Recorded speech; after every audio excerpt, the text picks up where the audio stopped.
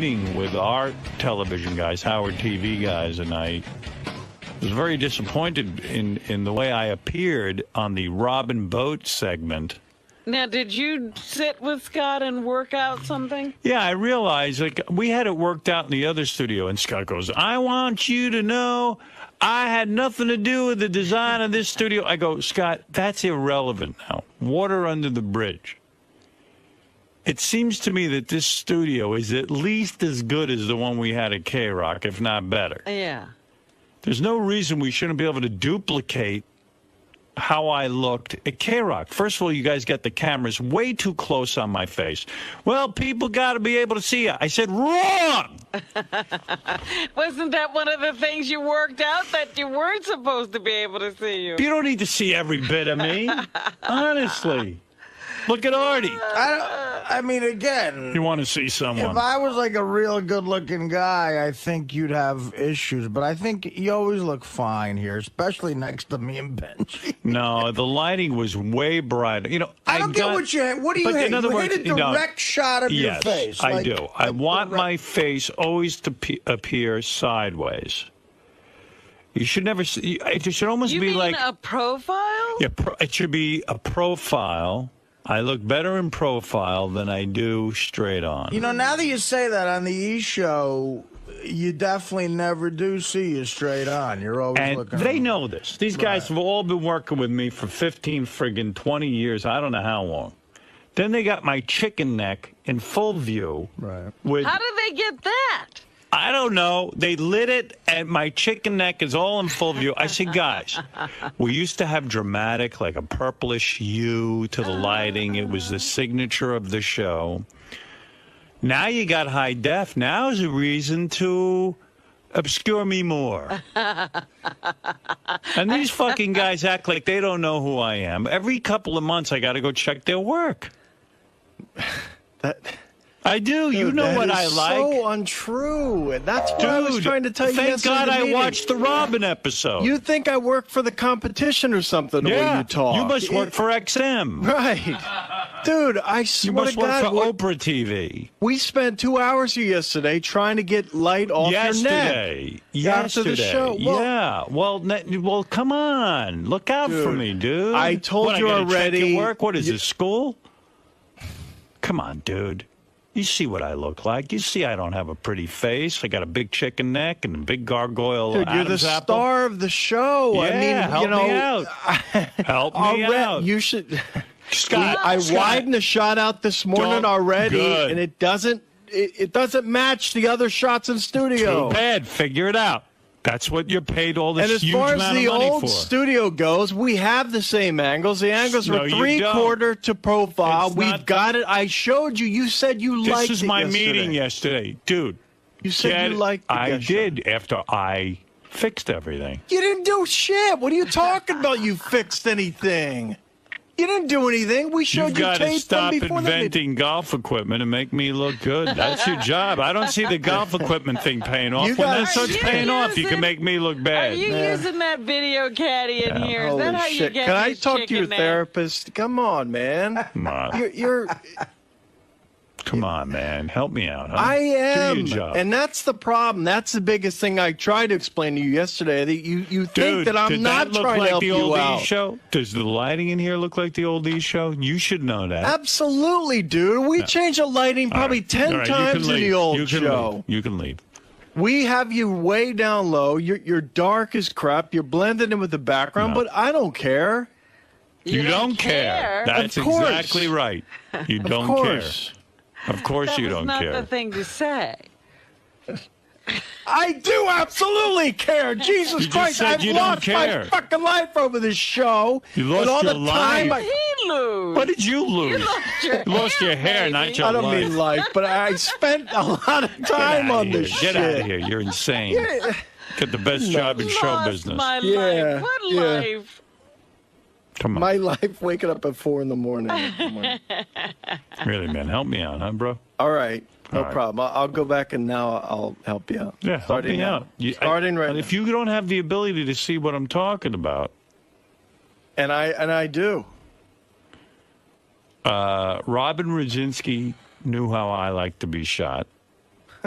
She did. Dude, you really you don't know Doug anything. Goodstein should know. What decisions did Robin Drodzinski ever make about how you looked? Come on. She was the executive producer, and I liked the way I looked.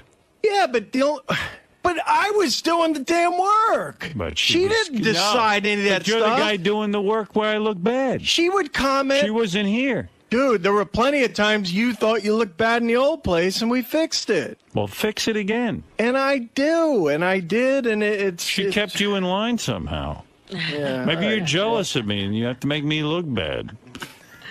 Is it a plot? Yeah. Is this what all the directors who graduated Glassboro State are about? You know that Take some pride in your work. Its name. Glassboro State changed its name? They changed their name because of Scott? Yeah, they did. Yeah. They're running from him. I bet if I was George W. Bush, he'd make me look good on camera. Yeah. Yeah. You're as delusional about me as you are about the Bush It'd administration. certainly make more sense. You still back in the Iraq war? You think it was a good decision? Absolutely. You think it was the right move? Yes, I do. Okay. And so did everyone before we went there, dude. We went there for one fucking reason: weapons of mass destruction. Yeah, and there were none. We and were the lied whole to. world thought they were there. Yeah, but they weren't. Bush knew they They were. There. We stood. It was, dude. It's come not out all about already, you nuclear know. weapons. But It's when about, you're lied to, of course we were all for it. dude. But wake up and smell the fucking coffee and get my picture right. See, that's what happens let's when not talk you don't want to talk politics with politics. him. All right, fine. He's still for If them. I don't look good by Dude, next week, absolutely. you're getting you guys a are a bunch Richard. of revisionists. You If don't I wanna... don't look good by next week, you're getting a Richard Christie mushroom stamp right on your cheek. Ah, there you go. Yeah, and he'll get a fist in his balls. Thank you. Scott, if it takes making me look uglier to fix it, I'm fine. I don't care what you do to Artie. I'll take a sacrifice. Whatever you have to do. Chrissy, you're on the air. Hello. Hi. Oh my gosh. First of all, I just have to tell you, I love you guys to death. I adore you. Thank you. And I want to know, is Scott blind? Scott, which Scott one? the engineer. Is he blind? You mean Scott DePace? DePace. is probably what you mean, yeah. Yeah. I mean, Howard on TV, on demand, looks nothing like the show used to look on E! I know. This guy, he wants to say he's an expert. For someone not to see the difference, you would have to be insane. And I said to him, on E! It was so intimate, and the light was so great. And absolutely. It's not. Well, I worked many years on getting the lighting just right, and I just assumed that everyone was on the same page. It is the same crew. Right. There are people here who want to sabotage me and want to make me look bad on TV. Well, I don't think you can look bad. You always look Well, handsome, thank you. but- Shut up, lady. Listen, the lighting. She's right. And don't say shut up to The my lighting fans. is not different on you. The lighting in the background, we actually have a set I now. want it the same. I don't want a set. I could care less. Make me look proper. I could look like a monster. I look like 𝗦𝗫𝗲𝗿𝗍. And also, the shot that we have on Fred, camera take off your one, mask. Now that's funny. All right, thank you. the shot that we have now is the same shot when you're looking at Robin. It's a three-quarter No, shot. I never And that's allowed what a it was. three-quarter Yes, shot. you did. Scott, you don't know what you're talking about. The woman's even, she's a fan. She knows. She Look, knows. there's your shot right there. Yeah, better. And now, and too much neck. Get the light down. It's so much brighter. That's It's look at unbelievable. Robin though, and That's not the shot. Is that the shot? because you're not looking where you should be. If you're looking at Robin, that is I the don't shot. care. Move, change, get cameras, do something. I'm looking at Robin. I see Robin. Yeah. Fuck you think I'm doing? I see her right there. And normally, if you're looking over here, This is all I'd use neck camera. and Adam's apple. I'd use camera 4. Look at this, Robin. Watch. I'm going to do a dance with my Adam's apple. Put camera 4 in the monitor, guys. No, get out of here, Scott. I got to take you off this. Where's Doug Goodstein? What about a turtleneck? I think your Xbox is leaking toxic waste and making you blind. That's what I think. It's causing your hair to fall out, and you're not looking at me properly. Now, make me look handsome. I didn't say it was easy. Just do it. Howard. Yeah, Doug, come on. Come on. What are you doing, Doug? You're killing me with this guy. Why are you making me deal with him? Scott? Yeah, why are you making me deal with him? Scott knows. Scott is the best man for this. You know it. I know it's fun to go for him. But I always thought so. I've been here he's 12 killing years, me. dude. Even this woman, Chrissy, is saying she we could thinks bring he the looks like lights. a gargoyle. Should we just bring the lights down? Yeah. Make it black? Make it black. Okay, make it black. Yeah, I don't want to be seen anymore. Did you see that side shot? Scott's lighting the set. Go That watch shot the is old- not a shot I would use, Howard. When you look at Robin, I would use it. the old E shows, So and he that's can't what I look want. over there? Move me back The to the monitor is K-Rock over there. I studios. can't move them. If the Howard. monitor was in front of you, then Hey, then Scott, you'd like why don't it. we get lift up your arms? You see giant sweat marks under there? Look, lift them up. Look at what's going You on make under me there. fucking sweat. All right. Look at that arm. Look at that arm. Holy shit. Lift up that arm. God, you That's how guys you know don't he's sweat? pissed. No. What's wrong with you guys? Where's a sweat mark? Dude, well, What are you sweating about? Dude, I sweat like you. yeah, these guys, he's a girl. But I'm a girl. I'm disgusting, fat, and hairy. Fuck more girls than you asshole. No, you didn't. Yeah, I bet you I have. No, you haven't.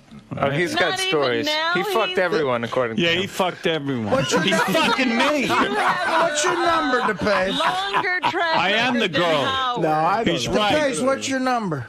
I don't know. I bet it would be in I've fucked 20,000 women. What do you think of that? mid-30s to 40, maybe. something Wow, like that's that. not bad. Wow. Well, you How many had hookers? more than I. How much All did you of them pay? were women? Never once. High five. Who's that hotter chicks? That's an All interesting. right, well. Anybody can put up numbers. 30 or 40. When was he getting these I women? think. Oh, please don't believe God, it. it could, I swear to think- God. Yeah, pigs. When he had hair. College, plenty. In L.A., want to live there, plenty. I know a lot of guys who you wouldn't consider winners. Not that you're not a winner, but who have fucked like What who would fucked make you think who that? fucked 100 chicks Listen, I don't because they care have no how many. standards. I don't care how many women he's fucked. I don't care how many agree. I women do. Doug Goodstein's fucked. I care about my camera looking halfway decent, and it can be done. We did it over at K-Rock. You can do it You here. said yesterday you liked the angle that we had for your guest interview, Yeah. okay? All right. Just come on. Come on. And Doug, ever since you got that operation on your eyes with those Stop bug eyes, that. I don't think you could see. No, I think he wants to I can see too see. much. I've got a blind executive producer. I don't have bug eyes. Let's put that I'm dying to hear Jason's feedback. Yeah, Mr. Know Nothing. Doug Goodstein says to me, bring me in when Barat's here. He goes, because he'll never guess I'm Jewish. I don't didn't look say Jewish. that at all. Yeah, I said, are you kidding? You're as Jewy as they come. Please. Get out of here. I don't look Jewish. I never get taken for Howard. a Jew. I knew you were a Jew the second I spotted Do you you. wear that as a badge I don't even of have honor? a look. I have no nose. You've got horns I don't on have a your big head. nose. You see my nose? Look at that. What is There's it, no Jason? bone. We can see your claws. The problem with Scott is that he really doesn't know what he's doing when it comes to directing a television show. What? Jason, shut the fuck up. Good thing I'm here. And you know what, dude? You know who teaches I'm not him going how to to take use this his camera? piece of fat. He piece of has shit. no experience Shut- directing a shut- You know, television show I'll before take it this. from Howard, not from you, you He got fuckers. no lessons on how to direct the show. He You're a never directed douchebag. anything before this, and he probably got that camera shot at K-Rock lucky. You probably just fell upon No, I it, and had now to you don't work know how on to it. recreate it. Jason, you're so disinteresting. Get out of here, you fucker. Dude, don't outta get here. upset with me because you can't do your job, man. So We've been here for disinterested. 9 months. You can't get it right. Dude. You got to get it right. You're gonna let him do that to me? I'll take it from you. You're gonna let him say that? What, now I censor him? Cut off his mic. Cut off his mic. How long have you felt this way, Jay? Who teaches? Wait. Who teaches Jason? Who teaches you how to take pictures? Who taught You you? teach me how to take pictures? Who's teaching? Who's teaching you? Scott's a good guy and he's knowledgeable about Oh, certain thank things. you. But I mean, Thanks. look, he can't get the Direct camera the show. shot right. Go direct the show. What can you Go do? What's direct your the show. problem, man? What can you, You know do? how to Type? do it. You know You're a everything. typer. That's all I'm a you better do. typer than you're a director. Well, good. I'll take a class for an hour and I'll be as good as you. You want, Go is that? for it, do dude. you You're a want typer, Jason dude. to direct a program to show you how? Scott got his job when like someone got sick and he was like the janitor and filled in or something like that. No, that's the camera guy for Who makes more money, me or you? Maybe that might What be a an little bit of a injustice proof. that is, too. What am I doing? Why am I arguing with you? I hate Scott, you. Scott, you do a very good job.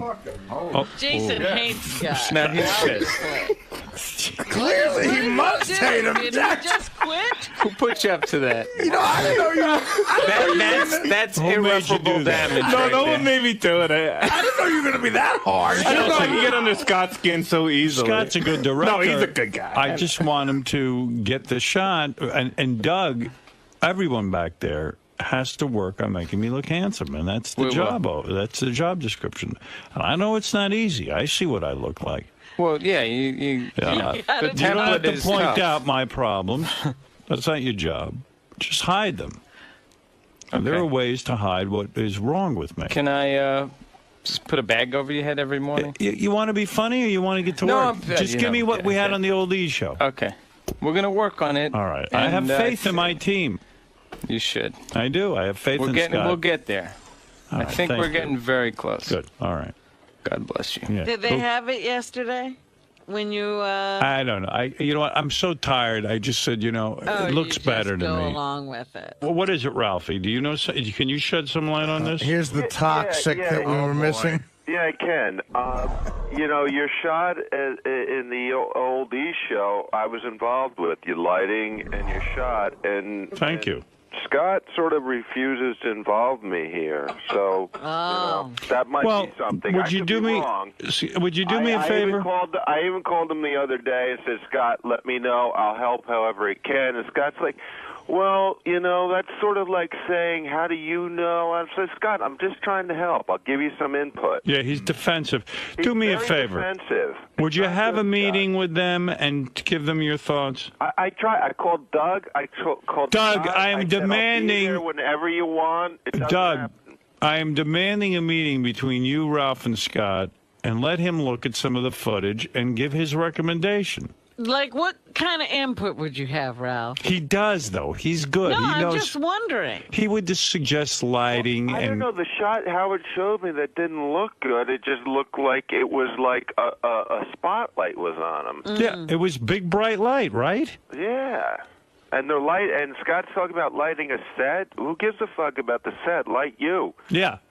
I don't give a fuck about the set. Well, could be that's there- what he's doing. He's lit the It could be set, 'cause I fucking noticed pink it's wallpaper in the background. You don't care. You just Nice and bright. it's awfully bright in here. Everyone in show business knows And light there's is an my angle, not too, my friend. And I explained to Scott when we do photo shoots. Why are you anti-Ralph being in on this? Dude, first of all, He's my guy. No problem. That's not the point. Ralph doesn't know what Take the the fuck he's ego talking out. about. He has Ego no out. idea.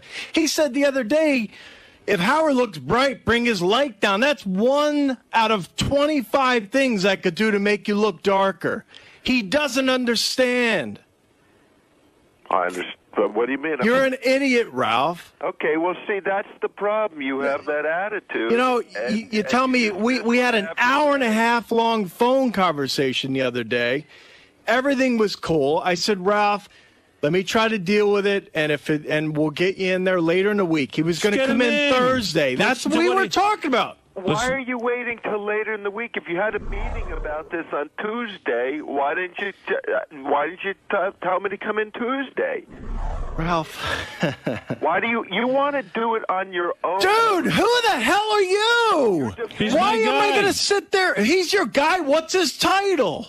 He's a stylist. What do I need a title for, Scott? He Why comes- you Dude, don't- well, why don't I have Jason back there and Will, and why don't I bring Gary in too? No, It's my job. He's got a good eye for this. You know I what? bring him to all my shoots. When I do various shoots, he comes and he makes suggestions. He's good. He's got a good eye. He's I have artistic. an eye for this shit, Okay. Scott. I mean, I don't. What? All It's right. the same guy picking out your clothes that half the times look like shit too, right? Right, Ralph? I'm happy with the clothes he picks. Yeah, well, that's not what he told me. He said you guys had a conversation. You didn't like some of the clothes. Some I don't. I've been asking you for fucking 6 months to give me tape, and you're like, Why don't you show up every once in a while? We've got them in the computer. Finally, I had to call you yesterday or a couple days ago and said, this is ridiculous already. Just give me some... Dude, why not? Hey, you know what, dude? You're here once a week. You easily could ask me to look at shows, and I could show you about 20 of them right there. But no, you've never once done that, so don't put that shit on me. Stand in the control room. You need to put it on DVD and send it to... Oh, I need to do everything for you. You know what? Make it happen yourself. All right, so I'll take over the control room, too. Yeah, go ahead. I'm sure you know what the hell you're doing in there. Sure I think you've been in a control room twice in your life. Guy just wants to help. Sweaty pits. Wants to help you. Yeah.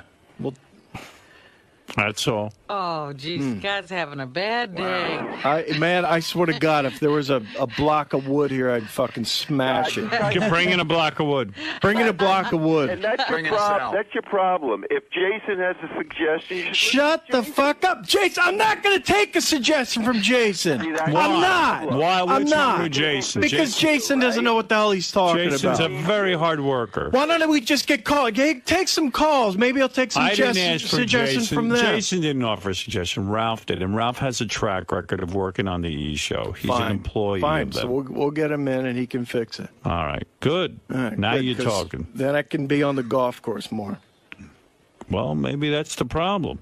Yeah, maybe that's the problem. I haven't put enough time here. Yeah, I'm sure. Oh, it is the problem. It is not the problem. You just said it's the problem that you're on the golf course. I said maybe that is. If that's the problem, let's straighten that out. All right. So you got to dump either the Xbox or the golfing. Man. Dude, shut up with the Xbox. It's a joke that's went on too long. I play the thing once every 3 months. Sure. With the headset? I haven't done that in a year. Thank you, Ralph. Take camera 4. Oh, my goodness. Poor Scott's going to commit suicide. No, he's fine. He's just That's too much of a beat now for him. He can't take it. I'm going to make Ralph his boss. You just told him that everybody can tell him how to do his job. No, just Ralph does have some sort of take on it. Even telling him Jason should sit. Well, Jason could help. Jason watches a lot of TV. Look at his physique. When Ralph is sick, Jason will take over.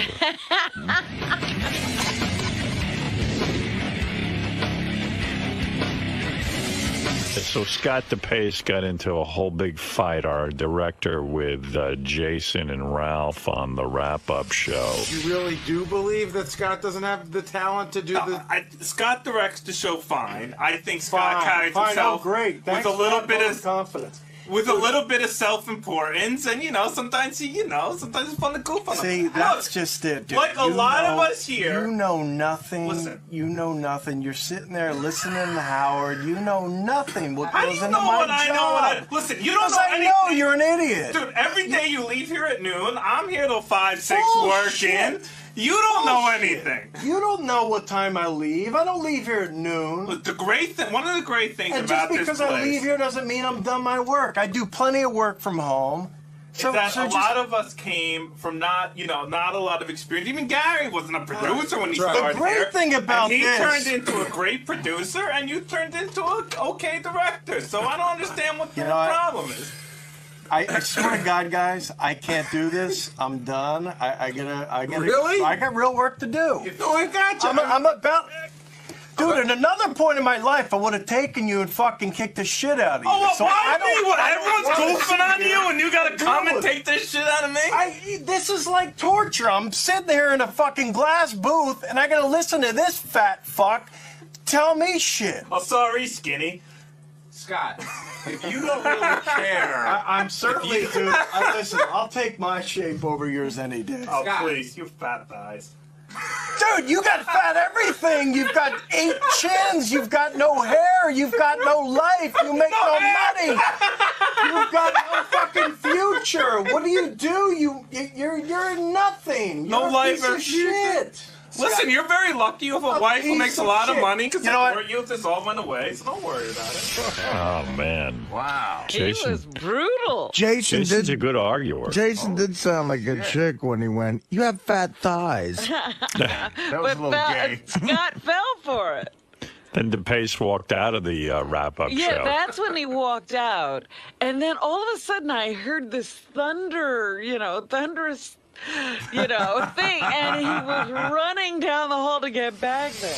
I don't need to know how an engine works, but if the car doesn't start, you got to. Yeah, but if I go to the mechanic and say my car's not starting. If I go to the mechanic and say, "Oh, I bet it's because you didn't put gas in it," isn't he going to be fucking a little offended? No. Yes. No. Why are you piece so of fucking shit. defensive? That's your problem, Scott. No, your problem He's insecure. Jason's right. It is insecurity. So Scott ran out of the studio, and here he is. I think it was the noise from his thunderous thighs as he ran down the hall to get back in. Do you respect Ralph's opinion? No. And that's the problem. Howard does, no. and Howard's the boss. And you But no, wait, let me quantify He's the that. boss of you. I don't respect your opinion any more than anyone else's. Well, wait a second. How's that sound? Yeah, you don't respect other people's opinions. What No, makes you more qualified everyone's on than Ralph? some level. I don't think Ralph's got some sort What of makes you motive. more qualified I than Ralph? don't think Ralph has any big secret that he knows how to do this sort of thing and no one else What does. makes you more qualified? I don't think I do either, Scott. Scott, well, absolutely you do. Every conversation I've had with you says, well, if you want me to come in and fix it, let me know. Scott, whose opinion do you respect? I mean, please, listen, John, I want to meet with you later, and I want to go over how the wrap-up show should start happening. Gary, with you, I've got ideas for guests, and I'm going to tell you what I think we should do. And Jason, I've got ideas how we need a new type keyboard for you. By the way, that's all you you've do. given me photography advice, and I've taken it, and I thank you for it. No, you didn't. You got real defensive, and I told you No. you did. Didn't you? No. I love the fighting. I love fighting. It's like a symphony. Oh, he was on fire. He's the best. There was no calming him yesterday. Ralph said he got a call for over an hour of yelling at home. Off the air. Off the air. Never, ever fight off the air. That's the rule on this show. Well, I mean, you're fired if you fight off the air. You're telling a guy that's been doing a job for 12 years that he doesn't know what he's doing. Yeah. I mean, someone's going to take offense to that. All I said to him is that I want my lighting and my camera angle improved. Then everybody jumped on the fucking guy. Yeah, which is fair enough. I think he could have dealt with that, but it was, I think. Right. He didn't like the piling on. Yeah, But I got to the tell yelling you, from the bleachers. on this show, people pile on. Well, Jason was a broadside, though. I mean, that came was so out uncharacteristic of nowhere. Jason. Yeah. Jason came out of nowhere, flying leap like a wrestler. He was like Lee Harvey Oswald. Yeah, he just shot him right in the head. Or make Actually, correction, Jack Sirhan, Ruby. Sirhan. He was like, hey, you're a shitty director. Or Jack Ruby, you're walking through a press conference. I and you mean, get Jason was like blasted. such a tender guy, and to attack Depace. I mean, it made no sense to me. Tender? There's nothing tender about that kid. Dan in St. Louis. That kid's a stealth. Hey, Howard, how you doing? All right. Hey, Jason needs to shut up, man. Just have Coker smile and shut the fuck up because Scott does an awesome job, man. He does. He gets all the action that goes on in here with robot cameras. Not easy to do. That's right. Yeah, that's right. All right, Dan, thank you.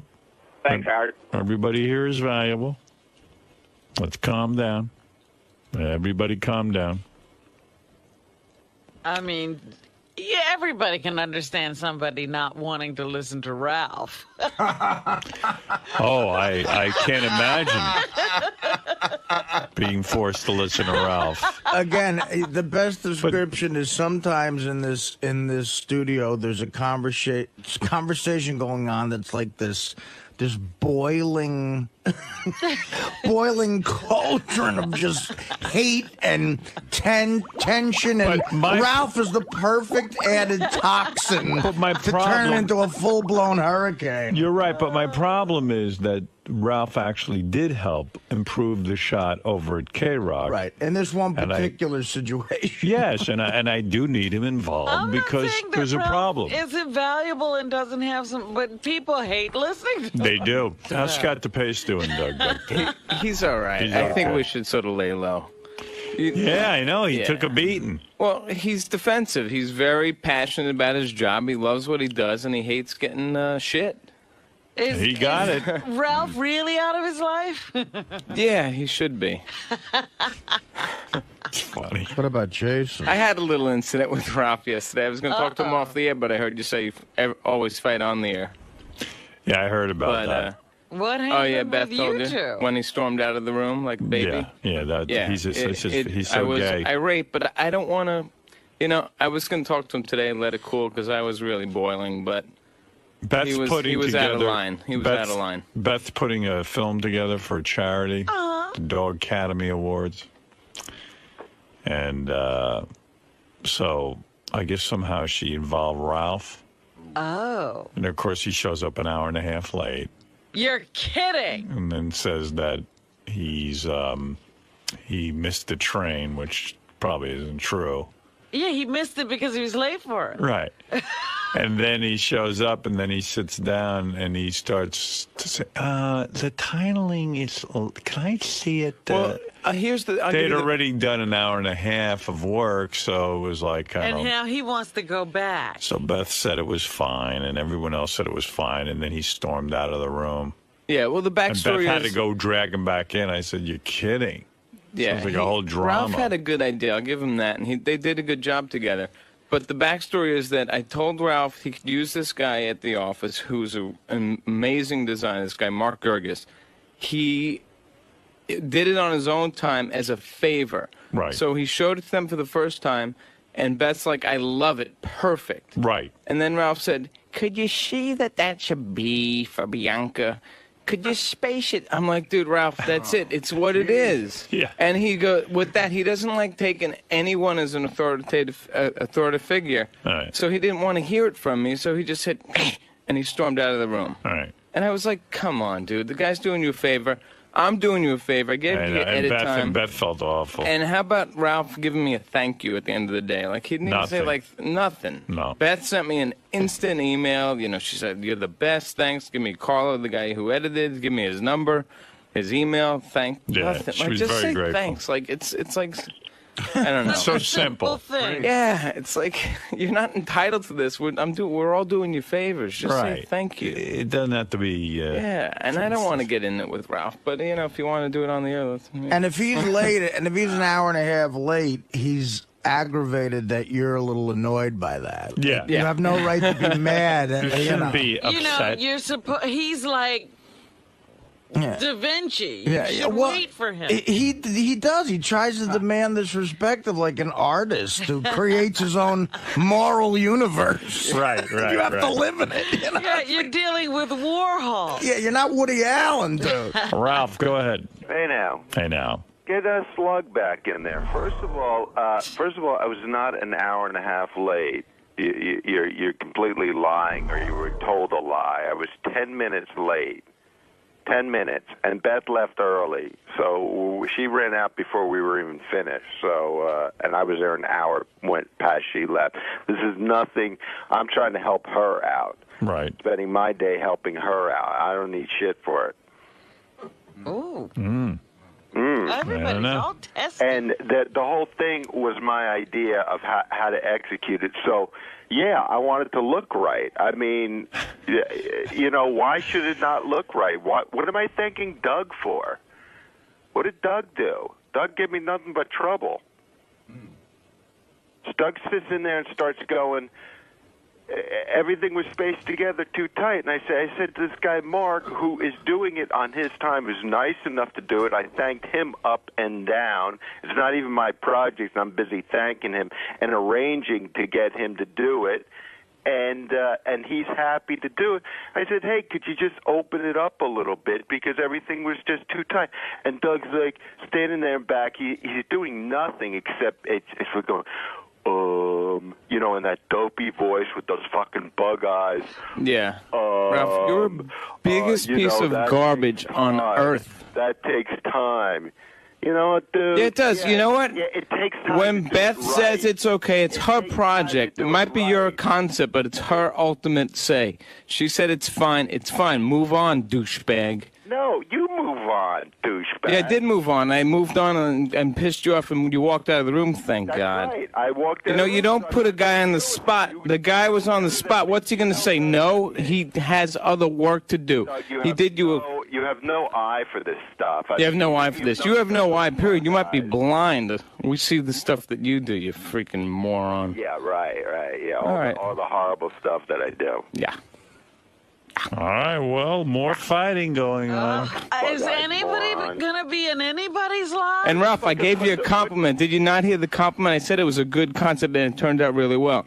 You don't hear that stuff. That was a good compliment I gave you. Did you hear it? No. I hear you say you're a pain in the ass, Doug. I try to. Why am I paying? I have 60 shows to deliver. I threw you in as a favor. Do you understand the concept of that? Do you understand that everyone did you a favor? Who did me a favor? It's not my movie. How is that doing me a favor? Because I put you guys in. I told you that Mark would do you a favor. Doug, no. When someone does you a favor and then Beth says it's fine, don't start nitpicking at it. You didn't. What do you mean nitpicking at it? Is that like I could be? Yes, it looks like a B. It's fine. Move on. Doug, you had nothing to do with Mark doing it. He's doing it on his own time. Yeah. Mark 𝗫𝗍𝗿, great artist, doing it on his own time. He's not doing it on demand. He's doing it at home. What do you want to say, Gary? Ed Ralph, I'm not coming down on you like piling on, but do you see? It's not about what your talent, right? Nobody's jumping on your talent, but do you see that there's a pattern of an inability to work with people?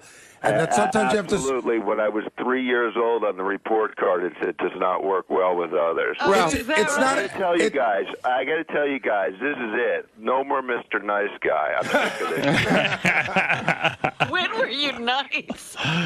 No more Mr. Nice Guy. Mr. Nice Guy. Ralph. Not to confront you on this, but. Or start anything more, but you just have this aura about you. You're just very patronizing, condescending, belittling. Like you just don't come across nice. And I know you pretty well. I think you're a nice guy. I know, like at work, you're great to hang out with. You're nice, and then in the work mode, you're just this. You're really, really, really out of line and obnoxious. It's a conversation. Well, like I said, I don't settle. If something doesn't look right, I don't like to settle for shit. I'm sorry. Yeah, but there's a way to do it. That's a conversation we had on the wrap-up show where we said that. But I'm telling you, Gary, I was in this control room with this guy Mark, and I said all these some lettering is being spelled out, and it just looked too tight. And you know what? By the way, he's fixing it because he agreed. I was right. Okay, on his own time. I don't know what happens. It's just, I think that people, remember we talked about how you come across as having. I have no patience Ralph, for what people happened? Who like to do things half-assed. Ralph, what happened? What happened with your conversation with Scott Depace last night at home? Oh my! Well, you know, I feel bad for Scott. I mean, like, I just called him back. I was out all day, and I came home, and you know, we're trying to get together, and then he just kind of like started in on me, like. You know, just about how I shouldn't bring this stuff up on the air, and then how it's okay to bring up certain things on the air, like his politics. That's okay, but don't bring up about his. And I'm thinking to myself afterwards, I'm like, shit, I'd be more embarrassed by my politics and my homophobia and my racism than that Howard's angle doesn't look right. That's not going to keep him out of work. Yeah. Dude, I can't take any more of you. Just shut the fuck up. It's a tag team Ralph argument. Look, dude. Doug left and Scott came in. Doug said it. And then Gary tagged Doug, Scott, Doug. I'm in. Ralph, really, dude. Doug said it. Nice guy. Doug said it perfect. You just have no way of talking to people. You know, you sit there and you roll your eyes all the time, and you're. That's right. You know what? Fuck it. I don't care. Good. All right. So then let's work as little together as we can. I've been trying. That's what I told you. I told you last night. I'm tired of trying to help you guys with stuff. But why don't you take a clue from this whole thing that everyone's got a problem with working with you and try to fix that? Start with that. Forget Howard's camera angle for 2 minutes. Work on that. Go see a therapist. I tried to help you just 2 weeks ago. We're doing something. I put him in therapy. He bowed out. Bowed out. Just 2 weeks ago, we're doing something. We're doing something. He couldn't pay the guy. Well, he can't work with people. How's he going to afford it? The guy threw me right out of there. Hey, he couldn't work with Ralph, the therapist. Look, I can afford it, and I'm not going. Right. Just 2 weeks ago, we're working on this 1 cent preview thing, and there was a shot of Howard up there, and I turned to Ralph, knowing he's a stylist, and said, "Do you like Howard's hair like that?" He turned to me like I had just bothered him. He rolled his eyes and was like, "Oh," and I said, "Geez, I'm sorry," and he goes, "Oh, it's fine." And it's like, dude, there's another way to put that point across. You could have just said, "Yeah, that's fine." I'll be completely honest with you. My memory of that was like, I looked at his hair and I was like, well, yeah, I guess it's fine. You know, I didn't have that attitude. You got a whole thing conjured up in your head about what I just. That's the point. You don't even know that you do these things. Right. Well, yeah. I mean, that's me. I don't think it's gonna fucking change. I've tried. Well, I tried. So you'll always be a dick. Fine. I can keep my mouth. So you'll always be a dick, and at some point when Howard drops you loose, you'll be unemployed. Yeah, well. That's basically what it'll be. You'll have to find a job where you work more than 1 hour a day. You'll have to work 8 hours a day. Right. No. And you'll have to try to make, and possibly you might. I've got enough money. I can retire probably about a year. Yeah. I'm fine. Don't worry about me. All right. Well, He good. saved Then. money by not I going don't to a worry about you therapist. having a job past this job. You're all fucking worried about like that. That's not what I was saying. The community's not going to want to hire you because you can't get Howard's fucking lighting and camera right. Oh man. It's really tough. I'm not having this conversation again. Yeah. That was my whole day yesterday. Yeah, Columbia Pictures won't be calling. See, that's how little you know. That's how little you know. Columbia Pictures, I'm in television. I'm a television director. I do not have a any TV division, Columbia. Yeah, well. Oh, that's it's what still, Ralph meant. They don't have a live television division. Yeah. All right? I'm not interested in doing films, you piece of shit. Does Pam, clearly you don't have the talent for that. Oh, my God. Oh, I'm sure you do. That film would fucking take 20 years and never get completed. Absolutely it would. You see how good my film festival entry was? And I thank you for your help on that. You were very helpful. You were really And what a pain in the ass you were, dude. Even my wife, we were trying to have a family day, and I spent about 6 hours on that crap because he didn't like, just exactly like Doug was saying, the B doesn't quite look right, or the roll's a little too fast. And I fixed it and took all that time. I didn't thank you up and down for that? Up and down? You said, whatever. You thanked me, but you still were a pain in the ass. Oh, okay. So what? So I can't get it right? Like, okay, Scott, just make me some fucking titles. Dude, you can't get it right when someone's doing you a favor. You don't have any idea that that wasn't my job. I was trying to help you out. Scott, you're not doing me a favor if you don't do it right. or the way I want it. Holy fuck! Did you just hear that? Well, then I'm not gonna do it next time for you. Okay, Dude, it was my own. It was my Sunday. I'm trying to relax with my family. You couldn't find a graphic artist to do your film festival thing, so I said, "Yeah, I'll do it." No, I don't need you. And then you weren't happy with version 1. You needed some changes. Anymore. You work too slow. You should have done it quicker. It wouldn't have. All right, so now you're in the Jason mode. Okay, I get it. I suffered through your inability. You know, I should have been able to tell you a couple things. You don't know what you're doing. You're not a graphics guy, so you were having. I never claimed to be. I just happen to know a lot of things. Last week I was trying to give Ralph some advice. Hey, maybe you might want to take a computer class and learn a little bit about Photoshop so you can at least express your ideas a little bit better. And he said, no, I'm not quite sure that's the direction I want to go in. So, well, what do you want to do? And he said, oh, maybe I'll become more in radio. I'm like, well, why don't you go take a sound editing class? Oh, no, I'm not sure. Dude, you're a worthless piece of shit. You want to live off of others, and that's it. Go accomplish something. How do I live off of others? Dude, a guy like myself wants to give a project and go. Others. You take your fucking wife's money. She probably makes more than you. Well, whatever. We've been living with that lie for a long time, but that's fine. Right. She does great. I think I've heard enough of this. Scott, thank you. Next time you want Ralph to complete something, give it to him, and he's going to then turn it off to a professional and take all the credit, and it'll take forever to get done, and the professional will be ready to jump out a window. But that's how Ralph lives with. That's his work. His MO, you think? Yeah. Well, like I said, no more Mr. Nice Guy. Good, all right. Anybody want to tag out and bring in someone else? Scott, I know you're upset. Anybody out the door? I don't know how this thing mushroomed. I think you're a great director. I just it was between me and you trying to figure out the lighting and the. And really, Scott, do you hear the show? I mean, like, you know, it's a goof. And, like, how can you get yourself all fucking worked up over it? Again, Ralph, I tried to explain this to you last night. Scott's practically crying, all right? Goof about me, about anything. Right. But when I have a career, I have a family, and I don't want to sit there and listen from two lowlifes.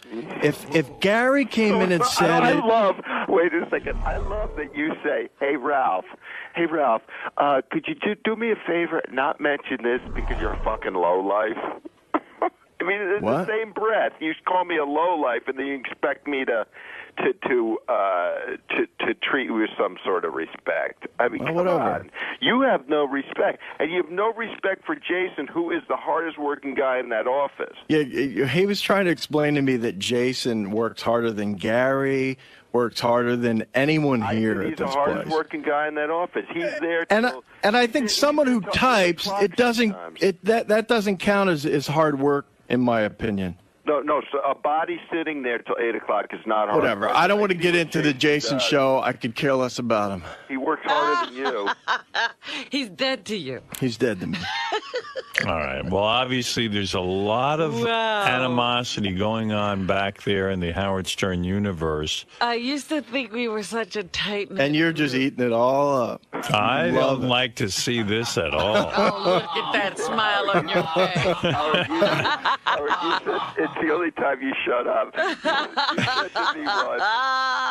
said to me once, you go, this is off the air, you go, oh, God, I love it when people argue. It's like fucking music to my ears. I love it. You just get the biggest smile on It's so great. I could sit in my car and listen to two guys argue all day if it's on the radio. So, you know, and it's got to be real, and this is as real. I mean, Scott's got tears in his eyes. I don't have tears in my eyes. No, I've got anger. No, you've got some tears. Well, you must cry when you're angry. I study you. And believe me, it's real for me, too. I woke up at like 5:30, and this shit starts racing through my head.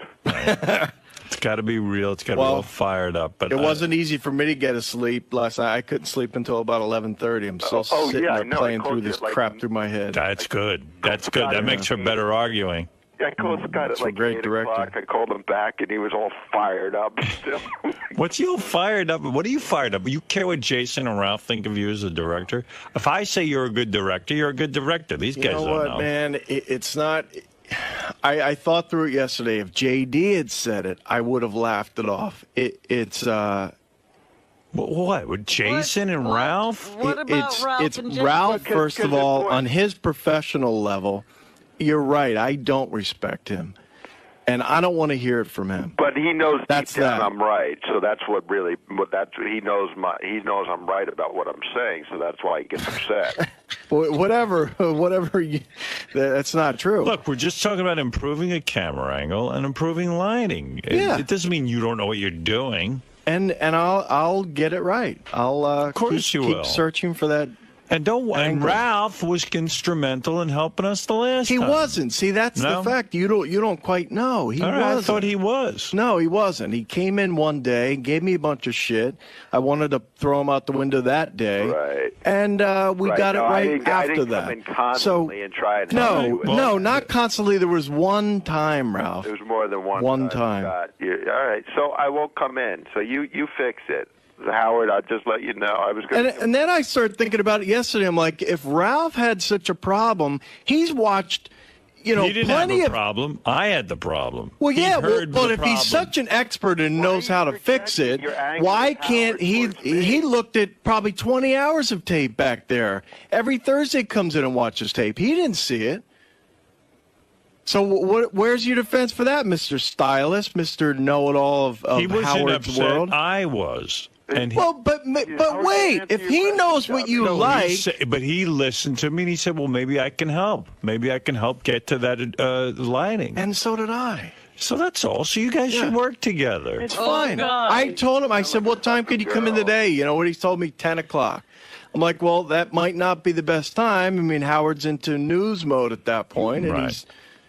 why don't you show up at 8? Maybe when we have a guest interview or something like that, Ralph. Scott, you asked me what time are you going to come in? I said 10. Ralph, I barely wanted You to didn't speak tell me to what you. time to come in.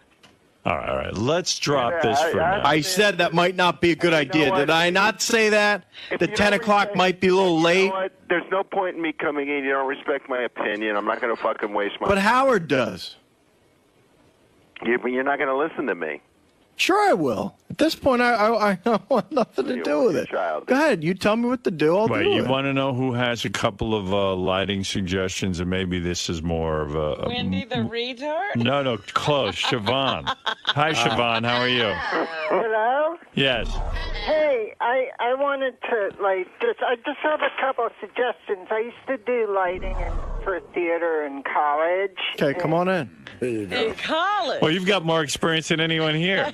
Yeah, do you light the studio itself with the lights, or do you add the lighting effects in the editing? Oh, God. Oh. All right. Thank you, Siobhan. What is it, Gary? I don't want to. Now he's crying. Scott, would you mind working with Siobhan on this project? It's either Ralph or Siobhan. You take your choice. You know, there's one other weird thing going on here that I guess I didn't see, which is I thought that it was really obvious that Jason is just breaking Scott's balls for the sake of breaking his balls. But everybody out there tells me that there's a thing between the two of them. Oh, definitely. I didn't know that. And I didn't know that either, that there's a genuine sort of underlying dislike that neither of them talk about. You know what it's like when you're in high school and you're talking to somebody and someone's giving you shit, and he's the fat, pudgy kid, and he's giving you shit, and you're sitting there going, oh, my God, I want to fucking just kill you?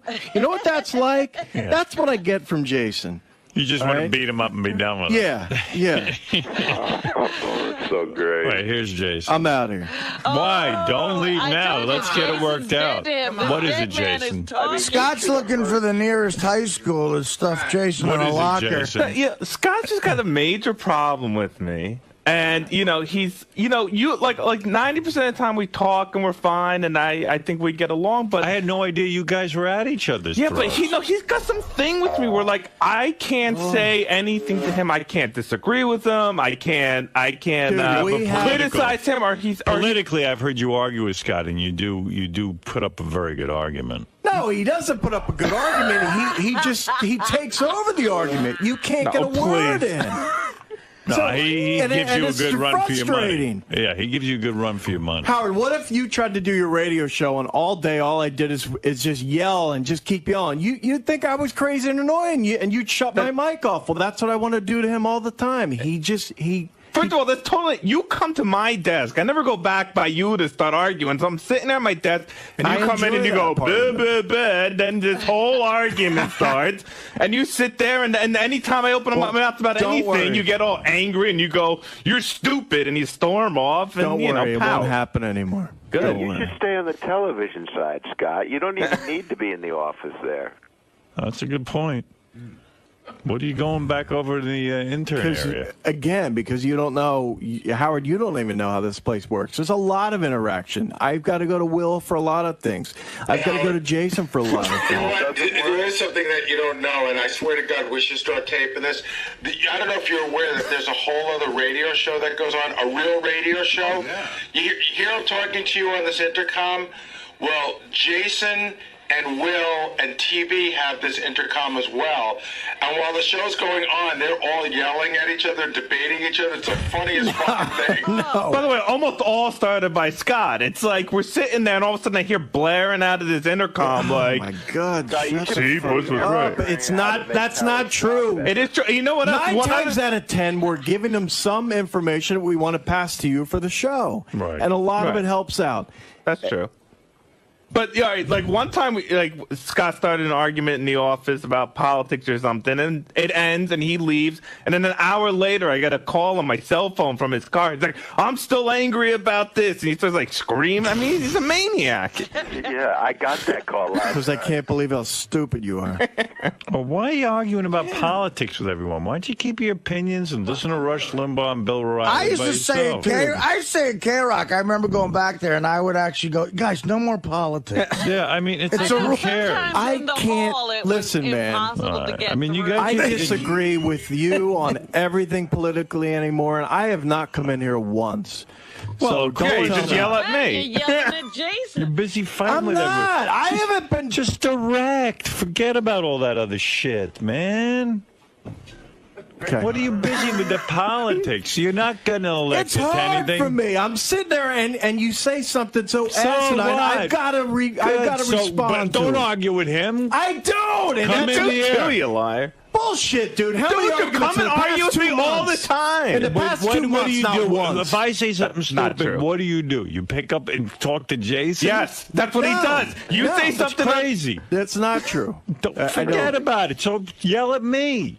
Right. Yell at the I'll TV come in and screen. yell at you. don't have to come in. Yeah, Talk don't to the bother TV. Jason. He's trying to work. I do. Ask the guys in the demand room. I yell at the TV screen all That's the time. okay. I That's yell good. right at you. Talk to the wall. Howard, you say one thing about politics, and that intercom starts blaring. Jason, you got to all right. concentrate So on your job. I guess right now you're trying to push my buttons again because you know this is No, not that's true, dude. That's absolutely true. Ask anyone. That's Steve. That's Will. They all sit next to the intercom. They hear you. How many times have I done it in the past month? Not once. I have my headphones on. Will has to tap me on the shoulder so Scott's yelling about you on the intercom. All right, whatever, dude. I'll whatever. tell you, God. last night on the phone, I'm like, what did I do? Scott really does hate Jason. I mean, he just spewed this venom about Jason to me on the phone, and I almost hung up on him because I really like Jason, and I just thought it was horrible. What was he saying? He's just the lowest piece of shit, lazy, bad bit. You know, every adjective you could. And That's pretty accurate. Jesus, I said, fuck you, man. Fuck you. Seriously. I had to cut him off. I'm out of here because hopefully this segment will stop earlier, and I'll do the fans a favor by getting Jason off the air. Yeah, it's awesome how the show's directing itself right now. Let's just skip the beat. Oh. Yeah, right? Yeah. the monkey sat in and Oh, come on. Don't attack his directing. He's very good. Yeah, well, who's directing now? That person's probably very good, too. They have it on autopilot. Thank you. Ralph, in about a month, you should go up to Scott and say, you know, I got to give you a compliment. The segment where you were in the studio arguing was directed brilliantly.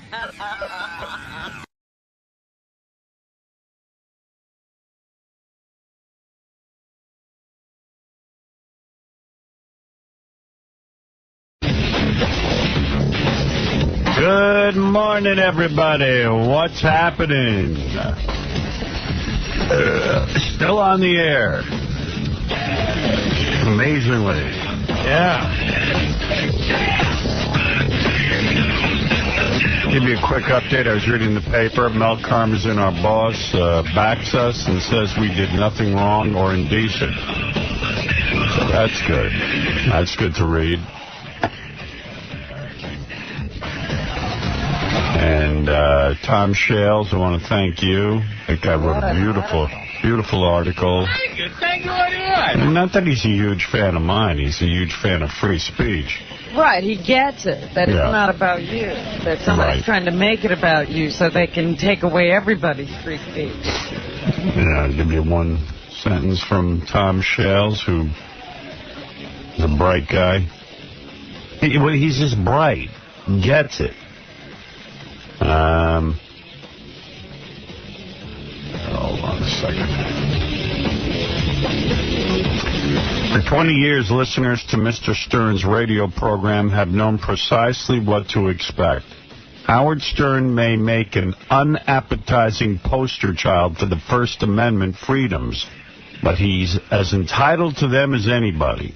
On Friday, Stern turned over a large portion of his show to recordings of other voices on talk shows and newscasts, expressing outrage at the latter-day witch hunt on which the federal government has embarked. Howard Stern does just fine in the marketplace. Many people find him offensive and don't listen. The same can be said of Rush Limbaugh or Bill O'Reilly or any of those idiots. He didn't say idiots, but... You're paraphrasing that. Yeah, if you can get a copy of the article... Maybe I'll post it on howardstern.com, which evidently, whenever I post something on there, has so much traffic that it's hard for us to keep the site up because it affects everything else that we do on the web. So it slows down our whole system. Oh. So we're trying to get that worked out. He writes for the Washington Post, right? Yeah. That's where it appeared?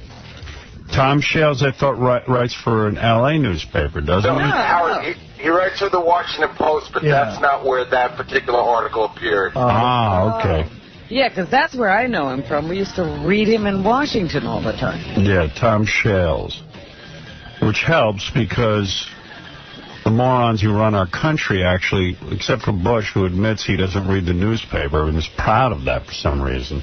I don't know where he would be proud of that, but...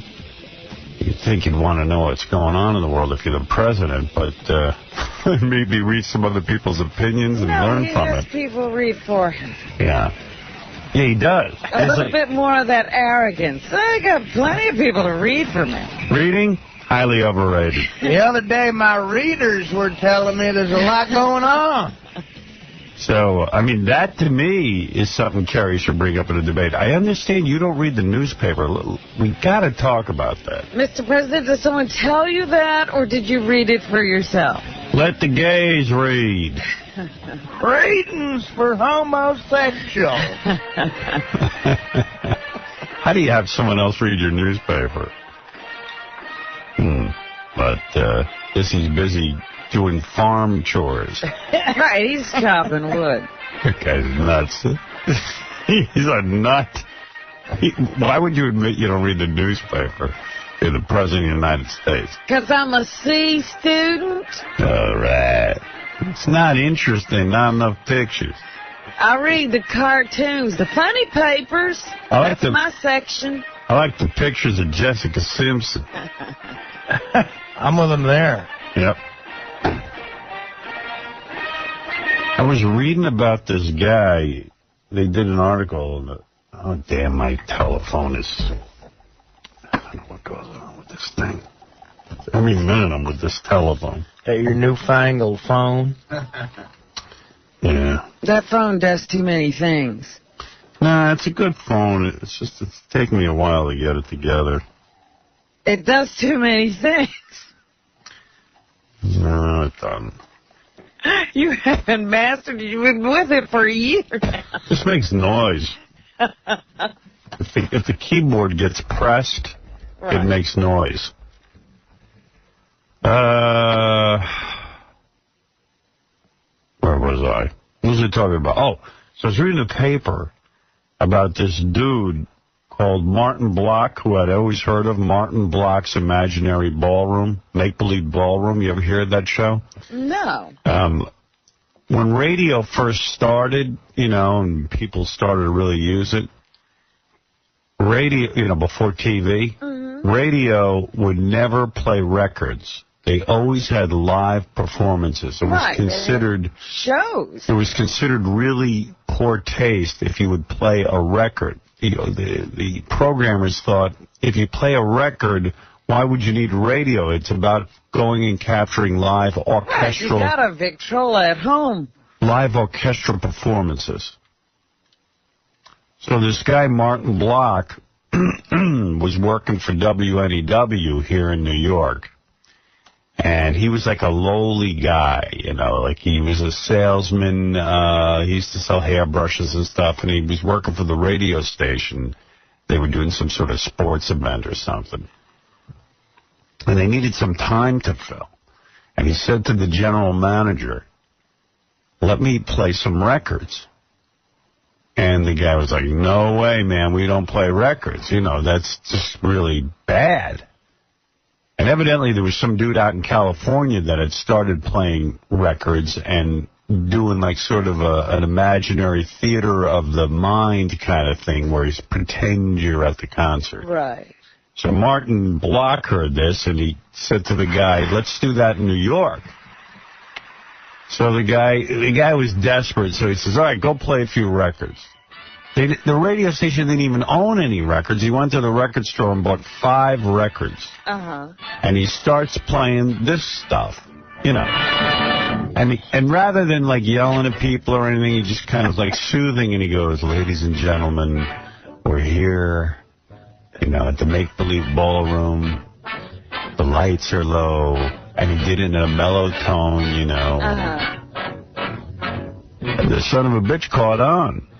It was like a big deal, Make-Believe Ballroom. And that's how... Well, I have heard of Make-Believe Ballroom. Yeah, and that's how records started being played on the radio. They realized, wow. And there was a big fight. The record companies didn't want records played on the radio because they were afraid no one would buy the records if they were played on the radio. Kind of like what reminds you was going on the Internet. Yes. Everyone was up in arms saying no one will buy any records.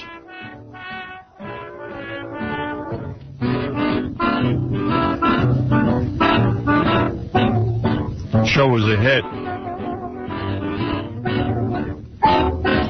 The show got 25% of the radio audience, which was huge.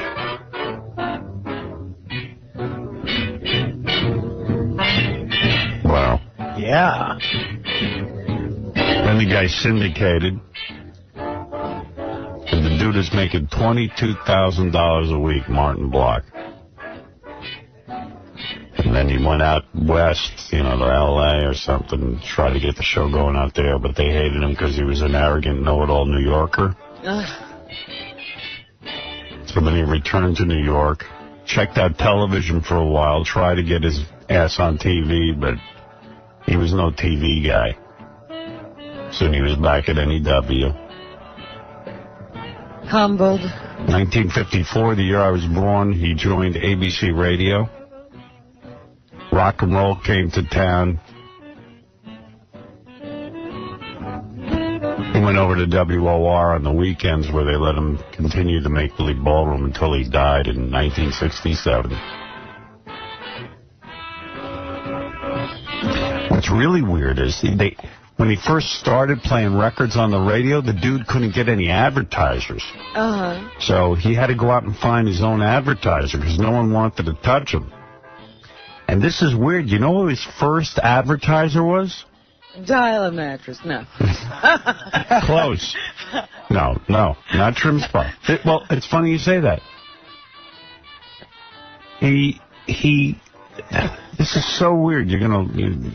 Artie's gonna have a heyday with this. The product was called Retardo pills. And they were a weight loss gimmick pill. Oh, my They sold for $1 a box. And he would say, he would get on the radio and go, be fair to your husband by taking the reducing pill, Retardo. As in, it will retard your growth, but Retardo. You gotta be retarded to think it works. Yeah, Retardo. Mrs. Retardo.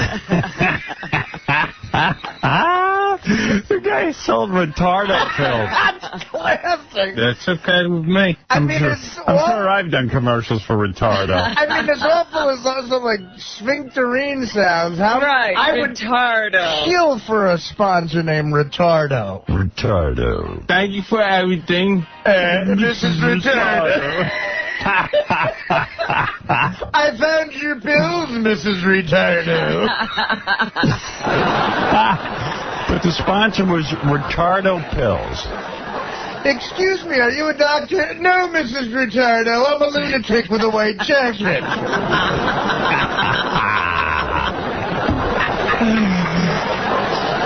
You gotta love this story.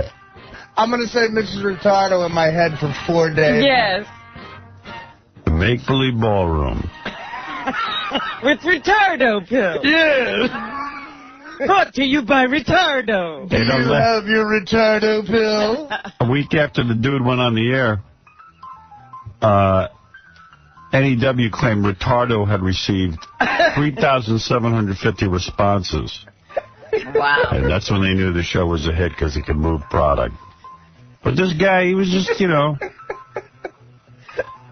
was like a reporter, or an engineer, something like that. Yeah. Hey, Retardo!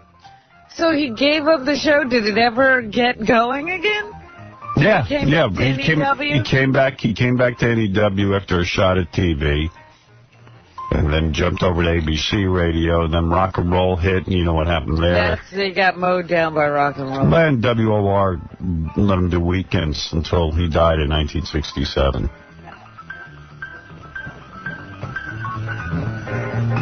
That's it. You gotta get a hold of a Retardo pill. Yeah, what happened Thank to you for Retardo? everything. You're telling us about the guy. What happened to Retardo? I can't get those pills. I guess the name didn't catch on. Yeah. Women didn't feel like taking something called Retardo. Bad marketing. That guy sold the company and opened McDonald's.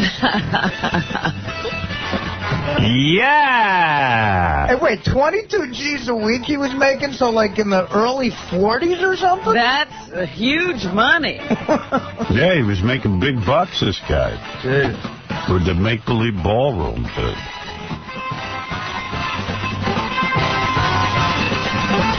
Well, time for us to take a break. Our new sponsor, Dial an Imbecile, is ready to make some real money with our incredible audience and ready to buy any product. Believe it or not, I'm taking Retardo pill. Oh, yeah. I love to say, like, oh, I look slim, thank you. One word, Retardo. Right, yeah. How'd you get so fit? Oh, Retardo. How'd you lose so many brain cells? Retardo. Retardo. We'll be back right after these words. According to Entertainment Weekly, you're listening to the 28th funniest man on earth, Howard Stern. 95X. What does the Howard Stern Show mean to you? Hi, this is Robin Quivers, and what the Howard Stern Show means to me is thumbing your nose at convention and getting to keep my big house. The Howard Stern Show. It means so much to so many. Yeah. Yeah, baby. Rock me. It says in the paper they think Adolf Hitler was gay. Oh no. You know how everybody who was famous is gay after they die? It's like, you know, the gays want to claim everybody. This one they don't want to claim. I'm saying, poor gay people. They go through so much crap now with the marriage thing, and now they got to learn Hitler might have been one of them. Well, it's just, you know, like if we were on in Nazi Germany, it probably never would have happened. We would have been like, Hitler's so gay. You know, we would have told the people. Right. Yeah. You know, Hitler's so gay. He really, you know, he's just gay. Hitler looks gay. I don't know if he's gay, but he looks gay. He's really into uniforms, and isn't he a painter? He's just so gay. Goose stepping is gay. And who would have a mustache like that? Yeah, and, you know, guy's in his 40s and he's not married. I mean, come on. Oh, just can't find the right girl. Kind of weirdo, 40-something years old, hasn't committed to one woman. Now, what's all that screaming about? And the salute was a bent wrist. Hangs out with guys all day. Has a girlfriend, you never see her. In a bunker. Very close to his mom. So, take a couple of phone calls. We got a bunch of different things going on today. And I'll tell you about those in a minute. Lydia, go ahead, you're on the air. I can't believe I got through. Howard, I love you so much. And I just did not want, if you ever do leave radio and the FM New York capacity, I just really... All right, go ahead. What can I do for you? Do you know that on CNN they had a discussion of you and Mel Gibson being influential in the presidential election? They put you together with Mel. Do you know about that? I heard something about it, and Gary gave me a tape from CNN, and, you know, I'm no fan of Mel Gibson. Obviously, I thought it was kind of humorous. He's a conservative jerk. Oh, of course. And smug and arrogant, but the fact of the matter is, anybody's against Bush, they can't hurt. And yeah, it seems like we're on the same side, even still. Bush's biggest surprise in November is going to be he's going to lose the election, and it'll never really be attributed to me and my audience. But my audience will turn out in droves to vote against him. Mm-hmm. And, do you think you could actually win the election if you ran? No, I don't. I'm not that well liked.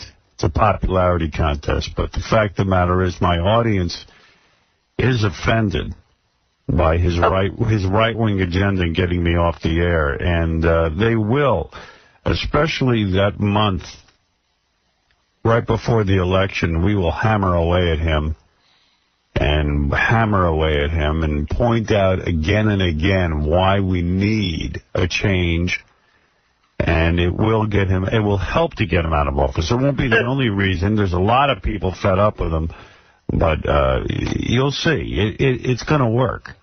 Well, I have 100% confidence, but will you be on the air 1 month before? I don't know. That's the big question. I could mobilize 18 to 24-year-olds who, and even 18 to 54-year-olds. I've gotten more mail from conservative Republicans who say, enough is enough. They're willing to take a look at some of these other issues. And, there are things I like about Bush. Don't get me wrong. He's not the world's worst in every category. He's just really bad in a lot of categories. Oh yeah, I mean, they had you on the. It was a beautiful thing. I wanted to play it right now. if you wanted your audience. I think I have it. I'll play it later. Thank you. Okay. So. All right. She's making me nervous. Okay. I've seen enough of that. Do you know what I mean? Some people make you nervous. Yeah, I was getting tense. Yeah.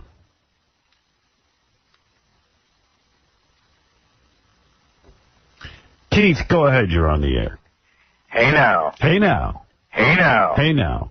Hey Howard, I want to give you an unbiased review of the grand opening of Scores last night. Yeah, by the way, last night was a great night.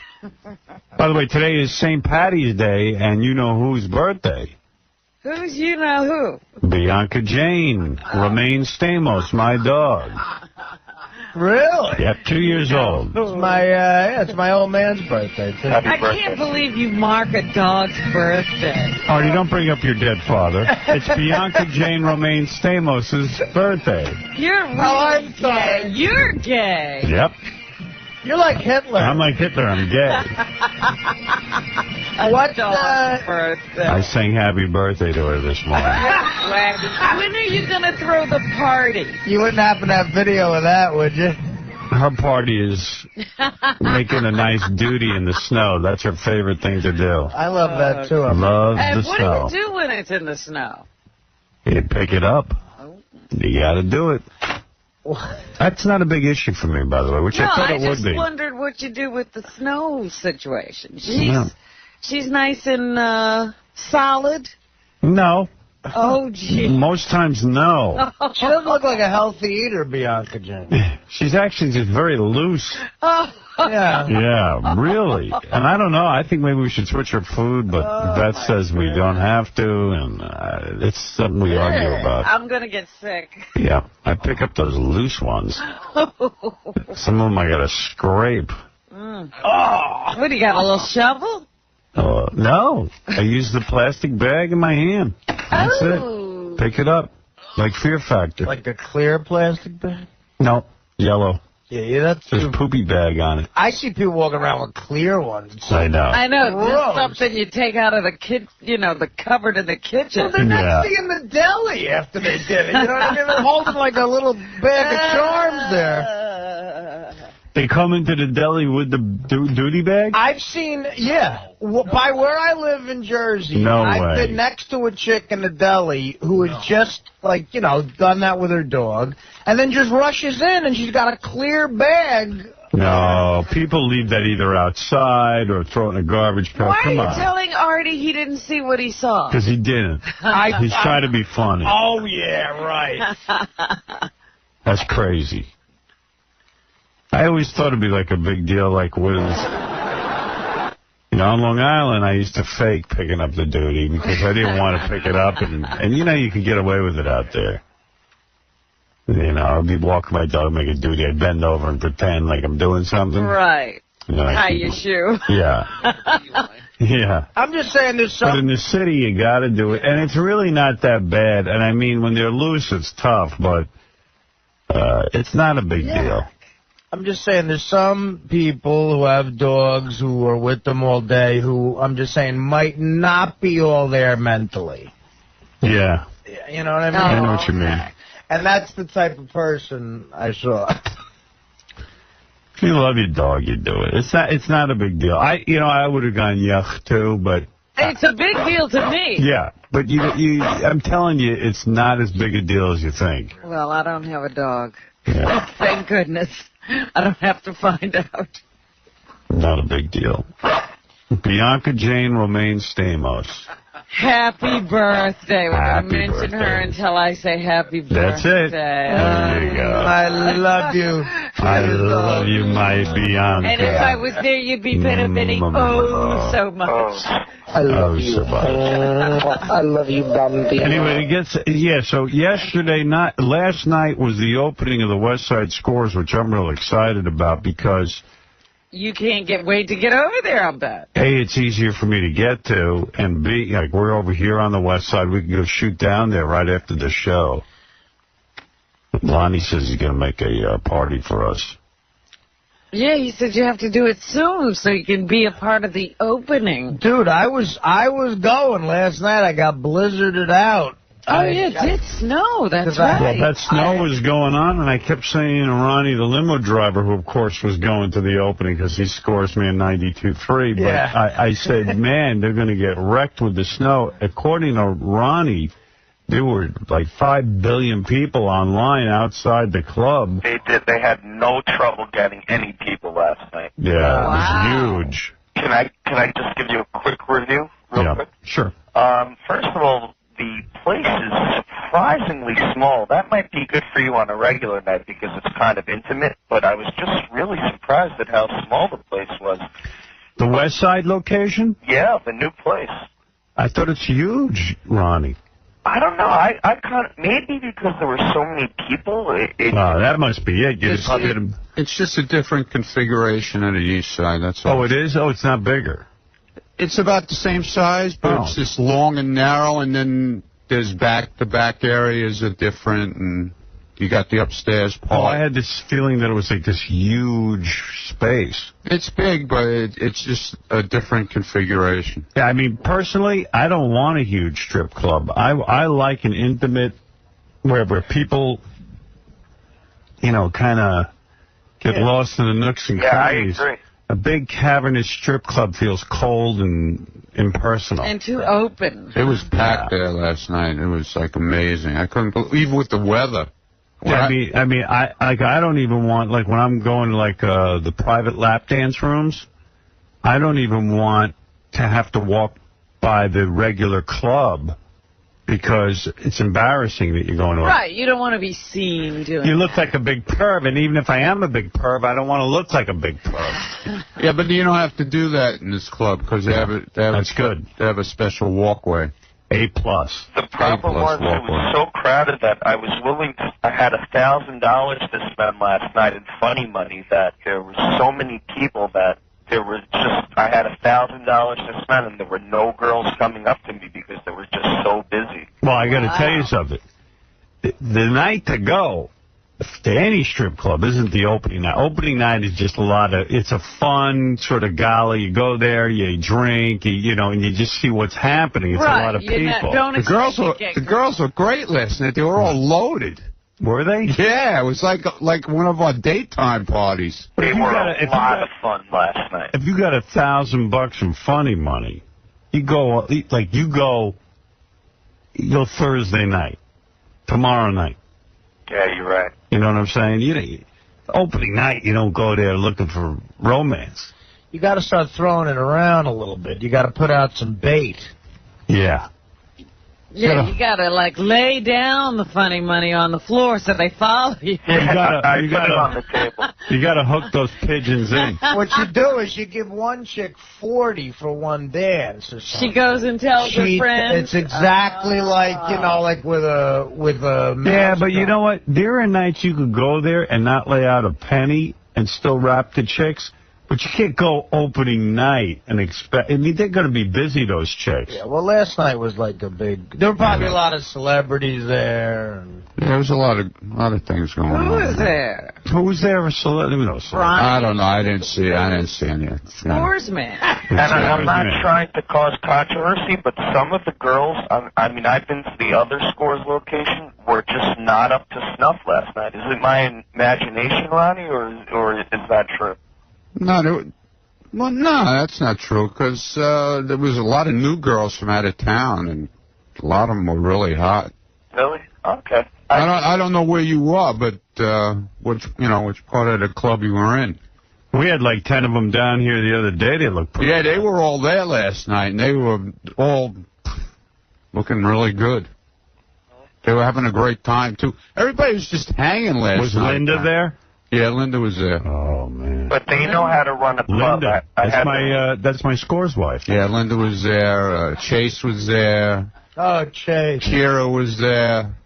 Meanwhile, Linda kissed me goodbye when she was here the other day. Yeah. I had glitter all over my face from kissing her. You got to tell Lonnie. Yeah, I know. There was a lot of glitter last night, too. Yeah, I mean, what's going on? There was tons of glitter. I had glitter on my beard last night. Yeah, you go home and you're covered in glitter.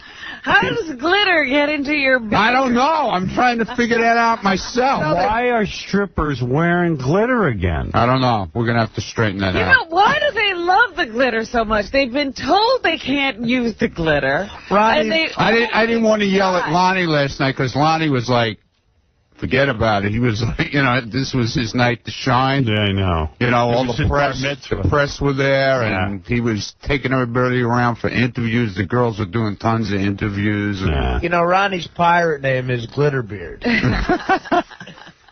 I mean, they had HBO was there, and I'm just saying, the Post and all of them were there. Everybody was there. Like, my girlfriend's cool. She knows I go to Scores and stuff, but it's not good if I come home covered in glitter. Yeah. Right. I mean, How do you explain that? Yeah. I already smell like perfume. I don't need the glitter on me. Oh, man. Okay, the perfume thing I get, and plus the doctor, that's that guy who hangs out in the bathroom, he has coffee beans that can get the smell of perfume. Doctor was there last night. He opened up his franchise, he told me. This is his next... He's got a guy. He opened up a new practice? A new practice, yeah. They took on a second doctor. Scores has a guy in the bathroom named the doctor who can get the stink off you from, from the girls. Yeah, because you're covered in perfume and body makeup. And the funniest part was I walked into the bathroom, Big John? Yeah. The big guy. I know Big John. So Big John's in the bathroom. Why are you acting like I wouldn't know Big John? No, I don't know if you, I didn't know if you knew his name. Oh, your Scores made 923. Dude, I just didn't know if you knew his name, okay? Big John, I don't know. All right. You're making it sound like I'm some kind of nut. We all know. Anyway, so he's in the bathroom. And the doctor is brushing. He's got this big brush. Yeah. And he's brushing him. I go, what's going on? He goes, I got glitter all over me. Big John had glitter. You've got some storytelling ability. They gave party bags at the end, though. I got a calendar and a T-shirt. I'm going to drop one off later for you. Is there a Scores calendar? Yeah. Yeah. There's a Scores calendar. I got one. Yeah, I got that. Yeah, if you have that up in your bedroom, it's a little freaky for you. Well, I keep it in my drawer, and then, like, if I get a lap dance from one of them that's in the calendar, I go back the next day, look at the calendar, and pleasure myself. Oh, no. And then I go, yeah. You can't wait till June. You don't have it hanging in your office? What? Not in your office? You don't hang it in your office? My office is right in my living room. Right, it's just out there. I can't do that. It's real weird, too, because I have meetings in my house, in my apartment. And then, like, my office is in, like, my living room. Yeah. So, like, after every meeting, everyone just goes over by my desk, looks at what's on my desk, makes phone calls from my desk. And I don't like it. I need, like, a separate office. Yeah, but I don't have that. Why do people feel comfortable going over to me? Like, my agent always walks over to my desk, starts making phone calls. There's a million phones in the apartment. Because it's a living room. Yeah, but do it in the living room. Make the phone calls. That's where we're meeting. Well, can't you make an office on the other side? Nah, I don't want to do that. No. But does everybody, like, go into the living room area after the meeting, and so he needs to... No, we're in the living room for the meeting. And then everybody walks over to my desk and starts making phone calls and looking at all my junk. Yeah, they're walking out of the meeting. I might have to put up a wall there. I mean, it's annoying. Oh, well. It's my private area. Doesn't look very private, though. It's open. Yeah. You're invading Looks my inviting. open private area. I have never been more busy in my life. I can't go to the opening of Scores. I've been working on that 𝗪𝗄𝗿𝗱 show, Howard Stern, the high school years. Yeah, you got a lot of things that are cooking. Yeah, percolating. But they take forever. And, you know me, I'm a stickler for fine entertainment. So, what time did you get home from the Scores thing? 11. Oh. No late night for you, huh? No, I didn't. No, I wasn't going to stay. Right. I was about to leave getting ready to leave at 10, and then I was talking to Doug for a while, and the next thing I know it was 11. Were you drunk? Nah. What chicks were there? Were you hanging out with any chicks? Heather was there, you know. You were with Heather? Everybody was Nilsa, Dawn. Nilsa asked about me? Yeah. Yeah? Yeah. Everybody's asking if you were coming. They were asking that? They were all asking for you. Are you disappointed, though? I heard there's a Howard Stern room over there. That's a possibility. Yeah, that's what I heard. One of the rooms is a Howard It's Stern named room. after you. Yeah. You know how honored I am? Well, It's like having a did you know in the building East at Side? a university for you. Did you know in the East Side you have a humidor? A No. humidor. You didn't know that? No, nobody tells me. Yeah, there's a humidor with your name on it. Oh, really? Yeah. They allowed smoking last night also. Chuck Zito has his own locker over there, doesn't he? No, he has the humidor also. Oh, does he? Yeah. Chuck was there last night. What's he up to? Nothing. He was hanging out. Right. Came in his big... Who was he with, Nilsa? No, Heather. I don't know who he was Heather. with, man. Those broads always do that. I go there after a Yankee game sometimes. Like, where's Howard? Dude, I want to be buried at Scores, but I want to have a mausoleum. There you go. You should be in the wall. Yeah, I want to be buried in the wall. They're doing my eulogy there. I already have that in my will. Are you serious? Yeah, he Scores man 923. Who's doing your eulogy, On the main stage. That wouldn't be the first time Why that's been not done. the whole service? Yeah. That's not unusual. Yeah, Lonnie's going to perform the service. Right. And now to say a few words. I know a guy had his bar mitzvah there. Well, that's understandable. Tonight you become a man. I want to be cremated and put in my humidor. Benji was there last night. Oh, yeah? Were you down there, Benji? Yeah. Big dope.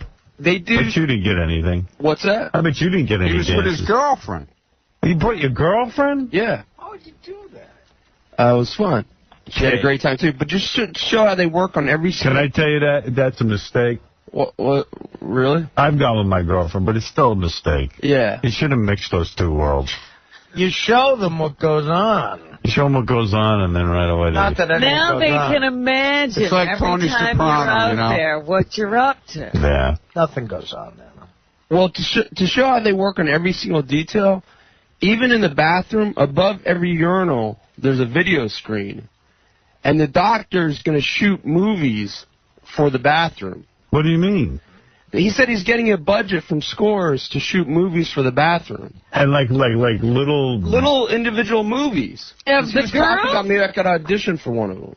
But what do you mean but what's in the movie? Like a video I of guess the just chick? like he's gonna make videos about the chicks, like funny movies. We're not gonna do that. I'm serious. That's never going to happen. Why is there video screens above the urinal so you can pump in like videos, right? Like music videos. Yeah. Get out of here, Benji. Don't listen to that guy. The doctor was BSing. Yeah. You're so gullible. Oh, Yeah, good. They're not going to make movies and Benji's scores. funny. He comes up to me, and I'm sitting there with Doug and everybody from, a bunch of guys from the E crew. Will and Jason was there. So we're all sitting around. We got this like one area. It's called Corner. Yeah. So we're all sitting there. Benji comes up to us, and he comes over to me, and he shakes my hand. And he goes, "Congratulations, great opening." I go, to you? Yeah, to me. Well, he's crazy. He's nuts. Well, you are Scores. So what'd you do there with your girlfriend? Yeah, what'd you do? Did you get lap dances? No. Right. Actually, both his girlfriends were there. His old girlfriend was there also. Yeah, Benji's quite the player. I think your girlfriend's cute, by the way. I'm really shocked. Gorgeous, His old and girlfriend she's a really looks good. Mary Ann. girl. Who looks good? Remember his old girlfriend, Mary Ann? Yeah, but that's not his girlfriend. She never gave him anything. Oh, okay. That's what he says. Benji, you have an old girlfriend? No. No, you he never has got an old girl. Not a he thing. couldn't Is that your get. girlfriend? Not a girlfriend. No, she's a friend. A My friend, girlfriend's yeah. cute. No, believe me, he wasn't getting her. It's funny because everyone thinks I am because I always deny it, so they think I am. Nobody I did, but nice, though. Oh, no, by the way, I just want to be in the crowd that says, I know you never got anything off her. Right. I can't believe you're getting the girl you got down. Yeah. Nobody's saying they think you got her because you don't say anything. All the guys that he always say, oh, come on, you must have. Like, you wouldn't really be friends with He's trying to be nice to you. Right. Everyone knows. Really believe it. I'm telling you, all the guys think... I don't even know how you got this girlfriend you have now. Yeah, she's a great girl. Yeah, she's medicated. She's really cool, this girl. Was she released from a mental institution? No. Something's wrong. Something's wrong. She loves him, too. Or he's paying her to act like Are you that. guys exclusive, or are you still dating? We're exclusive. Oh, they're very exclusive. Oh, he told me they're dating. No, they're exclusive. No, they're you can tell. exclusive. Is that right, Ben? Is she like your girlfriend now? She's my girlfriend. We're figuring things out. And are you dating other girls? No. No. Like he was going to do that anyway. Yeah, like he could get other girls. Yeah, what other girl? But we're still figuring things out. What does that mean? I mean, Scores was rough last night. You know, and here we go. You're such a louse. All right, fine. Turn off your mic. Scores was rough. Scores was rough. What, was she going to leave you for one of the girls? Yeah, he's trying to figure it out. He was going to leave her. All the Scores girls. All the Scores girls are coming on to him. Right. Benji's taking acting lessons for the Doctor's first film.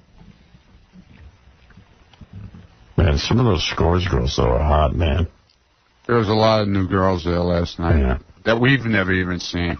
That's like you know how Tony Soprano goes to the Bada Bing? Yes. Like, that's our place. Of course. And that's where you meet your buddies and you hang. Yeah. The best scene in the Friday night, I was over there with Ronnie. We went over and watched Scott's sons played a Vertigo Blue music.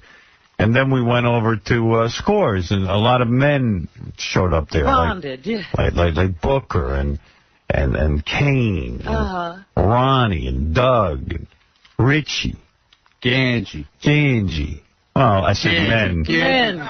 Did you hear about Ganji? No. Ganji got so low that he had to run out the door because he was heaving. He had to go out in the street. Oh, my God. He had to run down to Last night? No. That Friday night when we were there. He threw up in front of Scores? No, he went down the block. Great. Yuck. Wow. The best scene in The Sopranos Sunday night was that scene in the diner the next morning after they were in Bada Bing. Right. And Tony Soprano sitting in the diner. He was there all night in Bada Bing, and he's like, his shirt's all open and his hair's like standing up there. It was great. Tony had strip club shirt. Yeah. I had a burner shirt once when I came out of that Scores. Covered in crap. God knows what was on that. Things were crawling on it. You know, I get like that tanning makeup sometimes. Yeah, all kinds of different smudges. Yeah, go explain that to someone. What's up? Baba Booey wants to say something. I'll tell you, my worst experience with Scores was I was covered in glitter. Baba Booey. At 3 in the afternoon on my way home to pick up the kids from school and everything. And so I just pulled the car over, and I went to the gym, and I took a shower. Wow. Funny. And sometimes that doesn't even work. I was scrubbing. Like, first of all, I walk in. But why are the girls now wearing glitter? I mean, what? Guys don't care about that, and it only gets them into trouble. A lot of married dudes go to Scores. Well, this is what I'm saying. I don't know why the girls are addicted to the glitter. They're told not to use it. Yeah, I mean, how many times you got to make it clear? No glitter. They love that stuff. Yeah, I mean, it doesn't enhance their beauty.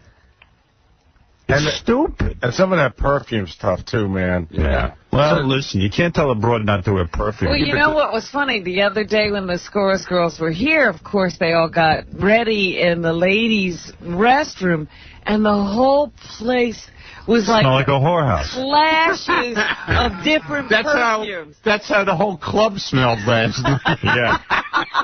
I'll tell you, that perfuming is good. You know, one thing I'll say about Scores that really why they're the top place to go, for me anyway. I've gone to other strip clubs. And one time I'm getting this lap dance at another strip club. I'm not going to mention the name of it. They're out of business now, though. And this girl does the move where, you know, she puts her ass in your face, you know, she bends over. Well, I caught a whiff of I'm not sure what. I mean, I'm not sure if it was ass or something else.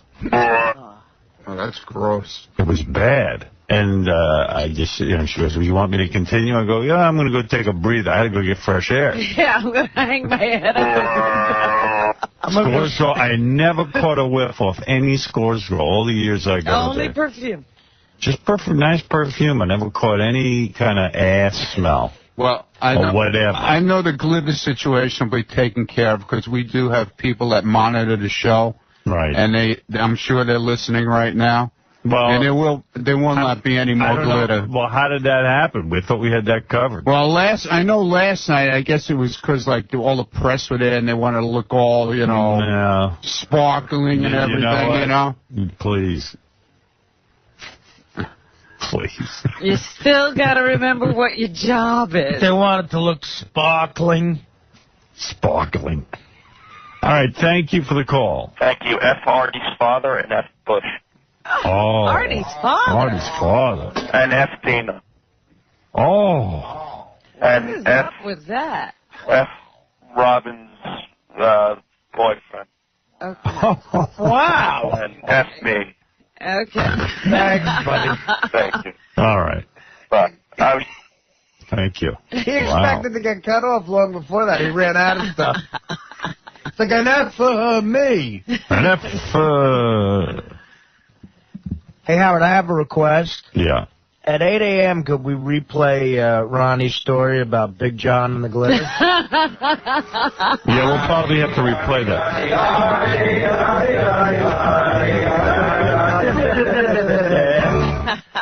How dare that guy lump my father with Bush? Hey, Jerry, you're on the air. Great. Hey, Howard, I'm calling from South Florida. I missed the show. I just drove down from Long Island on Sunday.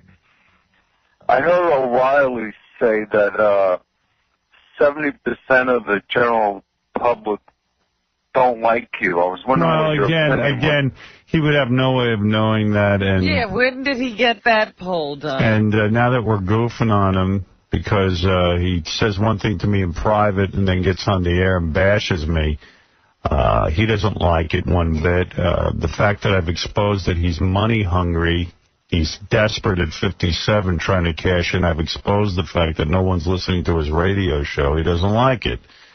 He doesn't like the truth, that guy. And in the no-spin zone. In the no-spin zone. And 70% of the public doesn't like me is irrelevant. The fact is I'm the #1 radio guy. And that's it. I knew that. And that doesn't mean I'm #1 in every market, but it means I've got a pretty healthy, business going here. And all these guys can't stand it. And the only thing I resent about Bill, I don't resent his political views or anything else like that. I just don't like the fact that he says to me off the air, man, thank you for my career. Thank you for helping me. Thank you for breaking through.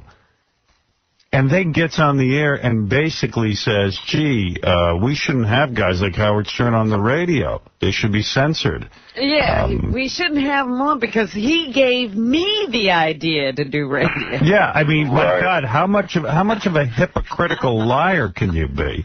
Yeah, he was kissing your ass. Don't, it's like the Katie Couric story. I'll give you another person. Katie Couric, I'm doing movie promotion, and she says to me, I saw your movie. It was brilliant. I loved it. We get on, the cameras start rolling. I go, hey, Katie, why don't you tell your audience everything you just said about my movie? What did I say? You said you loved it. You thought it was brilliant. I hardly said it was brilliant. And I went like, what? That hurt. Who was that woman? Who was I just talking to? You clown face hypocrite. I mean, and then I run into her at the restaurants every once in a while. Howard, hi, I want to introduce you to my blah, blah, blah. And I'm like, really? Why would I would be so friendly if you were just an honest person. And then if you said to her, well, you wanted to introduce me to your friend. When? I never did that. And O'Reilly, selling mugs and T-shirts and doormats and paperweights and umbrellas and, no spin zone sweatpants. Paperweight. I mean, it's just unbelievably desperate. And same with Rush Limbaugh. Shame on these guys. It's because they just think it's all going to end, and they're gonna rape you any which way they can to get the shekels out of you. And you know what? Yeah, you're 57. Yeah, you have a young family. I know you waited a long time to get paid. But don't milk your audience every freaking 2 seconds. You want to put out a book? Okay, that I understand. But you're going to charge people for license plate holders? All right. All right, that's too. All right. What did she say? I lost it. All right. I like that guy's quote. We got drunk. We got drunk. Your kind of guy, Artie. It's as simple as that. All right, let me take a break. We got drunk. The Ohio sniper was just arrested. Really? You're kidding. That's right. Just coming over. Because I said that. Thanks to you, Robin. And thanks to Keith. You're the best. You're the best, Robin. All right. We'll be back right after these words. We're going to do a tribute to my late wife, who really is the great Martha Ray. How do you keep the song from fading too far?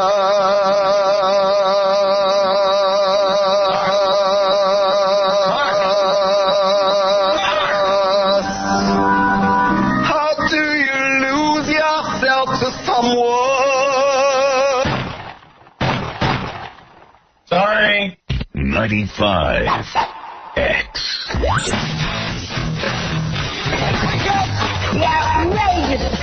The one, the only.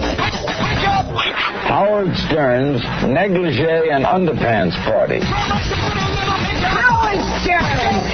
Howard Stern. The Howard Stern Show. Yeah. Remember the negligee and underpants party? Oh, yeah. Yeah, that was a long time ago. Long time ago. That's when you can really have fun. Back in the days of freedom. This is back in the days when we were free. Yeah. Before the revolution. Yeah. Anyway, sitting here with Sergeant Keith Manning. He's just a fan who called in. I said, why don't you come down here and hang out with us, because he's a military guy. Probably have to go off to Iraq soon. It could be at any moment. A lot of guys in my unit right now, and they're already over there. So it's rotations. How's that work? Like, your unit gets, like, only certain guys get called up at a time? Yeah, it's, well, some of them at the beginning, they volunteered for it. Right. It was like a no-brainer. It was like, let's do it. Let's go. And then it was like, a list. And they have a list of whoever goes next. Those are some brave guys. So when do you think you'll be going? Well, I got a mission coming up. It's a Beaumont, Texas thing. My first son, we talked about it and stuff, but I don't know. If they call me tomorrow, I have 48 hours, I'll be gone. Wow. 48 hours. Done. Done deal. Done deal. Pack. That's it. Bags. Kiss the wife and kids. Bye. See you later. See you in a year. How long you got to be? A year? A year. 365 days. 1 year is your tour. Mandatory. No negotiation. Have a nice day. Wow. Yep. And you're ready. Oh, send me. That's why this country is great. Because look at you. You're ready to go. Yeah. Mentally. Physically. Ready. Bam. Let's go. Well, you're no pussy. No. No. Absolutely not, Howard. They just call you. They can call you tomorrow. They could call my house right now and say, get them down here. We got to get going. And gone. See you later. Adios, amigo. And you're mentally ready. Ready. Let me pretend I'm the president calling you personally. Okay, go ahead. And he wouldn't call person because he doesn't know how to dial a phone. Let me think of somebody else. Let me someone else. Here we go. I'm just pissed off. Okay, no problem. Give me a break. Yeah. You know, I know he's your commander-in-chief. I'm going to be cool. Okay. All right. This is your general calling. Okay. You have to go now. Okay. That's it. Okay. Where do you want me to meet you? Meet me in Iraq. I will be there as soon as I can. Okay. You're a man's man. And by the way, I'll protect your wife while you're gone. You're the best, Howard. That's why I have total confidence. General Stern. Absolutely, sir. Right. Yes, sir. Taking care of the home front. If I was a general, I'd take care of all the wives. That's while awesome. the men were gone. I would, too. Yep. Get right down to it. Yeah. Ladies, I'm your man. There you go. Very patriotic. That's awesome. I'm a man whore. Awesome. I got mangina. Robin, go ahead. Let's wrap it up in honor of Sergeant Keith Manning. All right, we were talking about that sniper suspect. Guess where they found him? Where? Where else? Las Vegas. Oh. Las Vegas. Las Vegas. Jennifer Holloway. You must have heard about Jennifer Holloway and tried to get out there to see her. Who hasn't? He's being questioned now in Las Vegas this morning, and he may be moved to another undisclosed location later today. Las Vegas, Las Vegas, Jennifer Holloway. All right. Arrested without incident at 3 o'clock this morning. So there you go. He had gotten to Las Vegas. That's where everybody goes. Damn it. Everybody loves it. John Caviezel. He is the man who played, or James Caviezel. He's the man who played Christ in The Passions of. The Pope really thinks he is Christ. The Pope met him yesterday and blessed him. He was like, I can't believe I'm meeting Jesus. You know, Your Holiness, he's an actor. Who I see Jesus. I saw the movie. He was Jesus himself. Jesus looks good in a suit. Tell me, you're not into young boys, are you, Jesus? No, Pope. That's your guys. Yeah, there's a picture of him in the paper kneeling before the Pope. Looks very strange. Dance for me, Jesus. Give me lap dance. Just an actor, Mr. This week, it's great to be Pope. I met Jesus. Next week, I meet Darth Vader. James Earl Jones.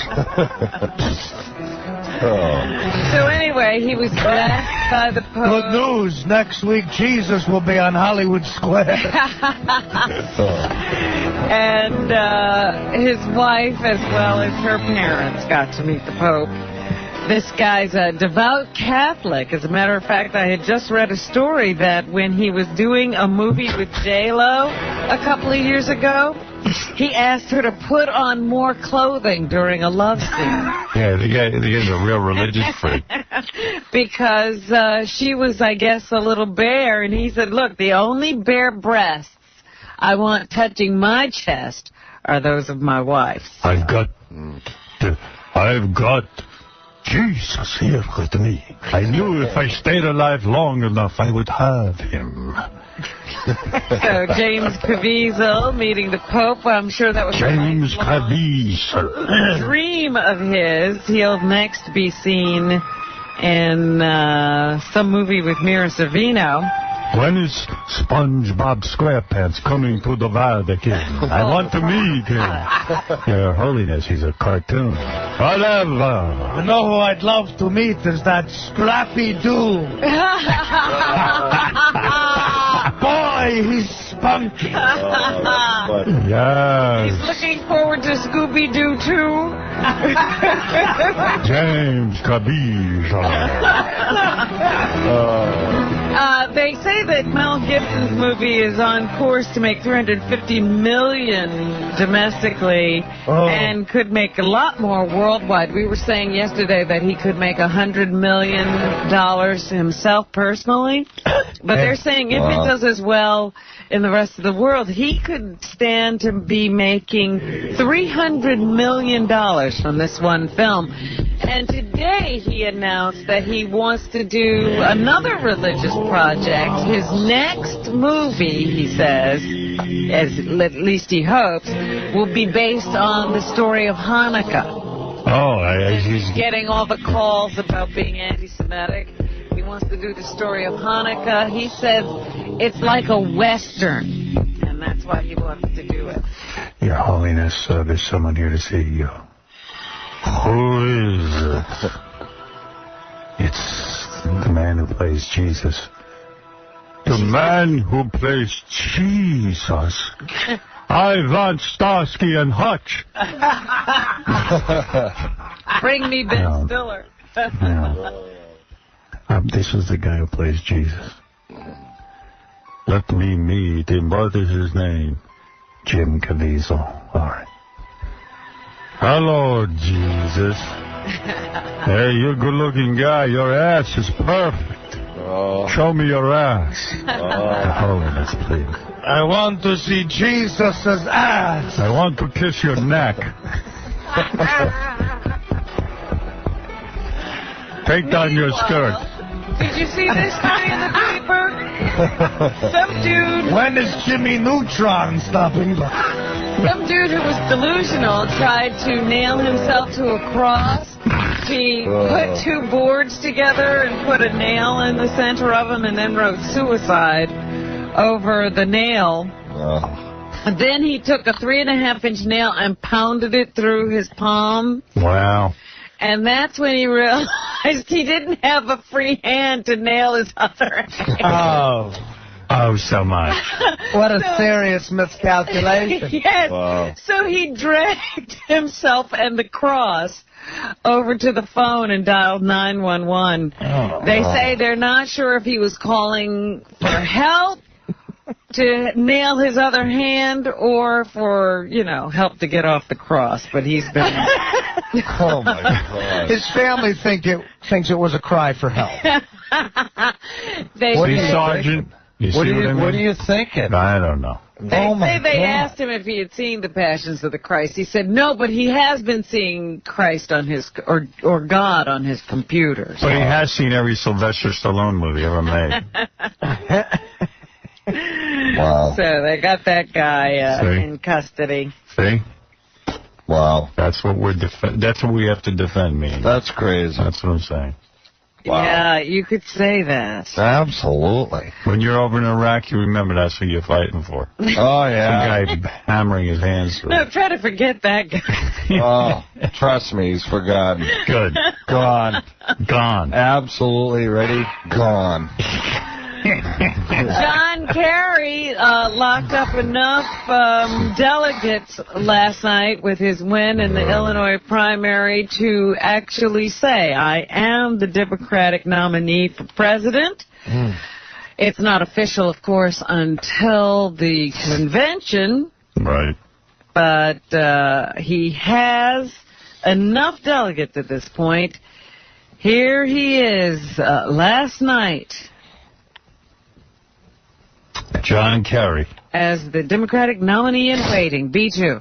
Tonight, Illinois has put us over the top in the delegate count for the nomination for the Democratic Party. You can have a commander-in-chief that can actually talk. Just wait till November, if you can hang in there. I will. All right, soldier.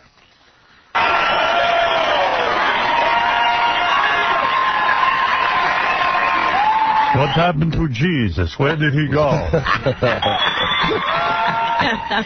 Jesus! Here, Jesus! Oh, man. Martha Stewart's daughter, I guess, will be featured on Larry King tonight, but she already did the interview. She says her mother is devastated and feels as if she's wasted her life as a result of this conviction.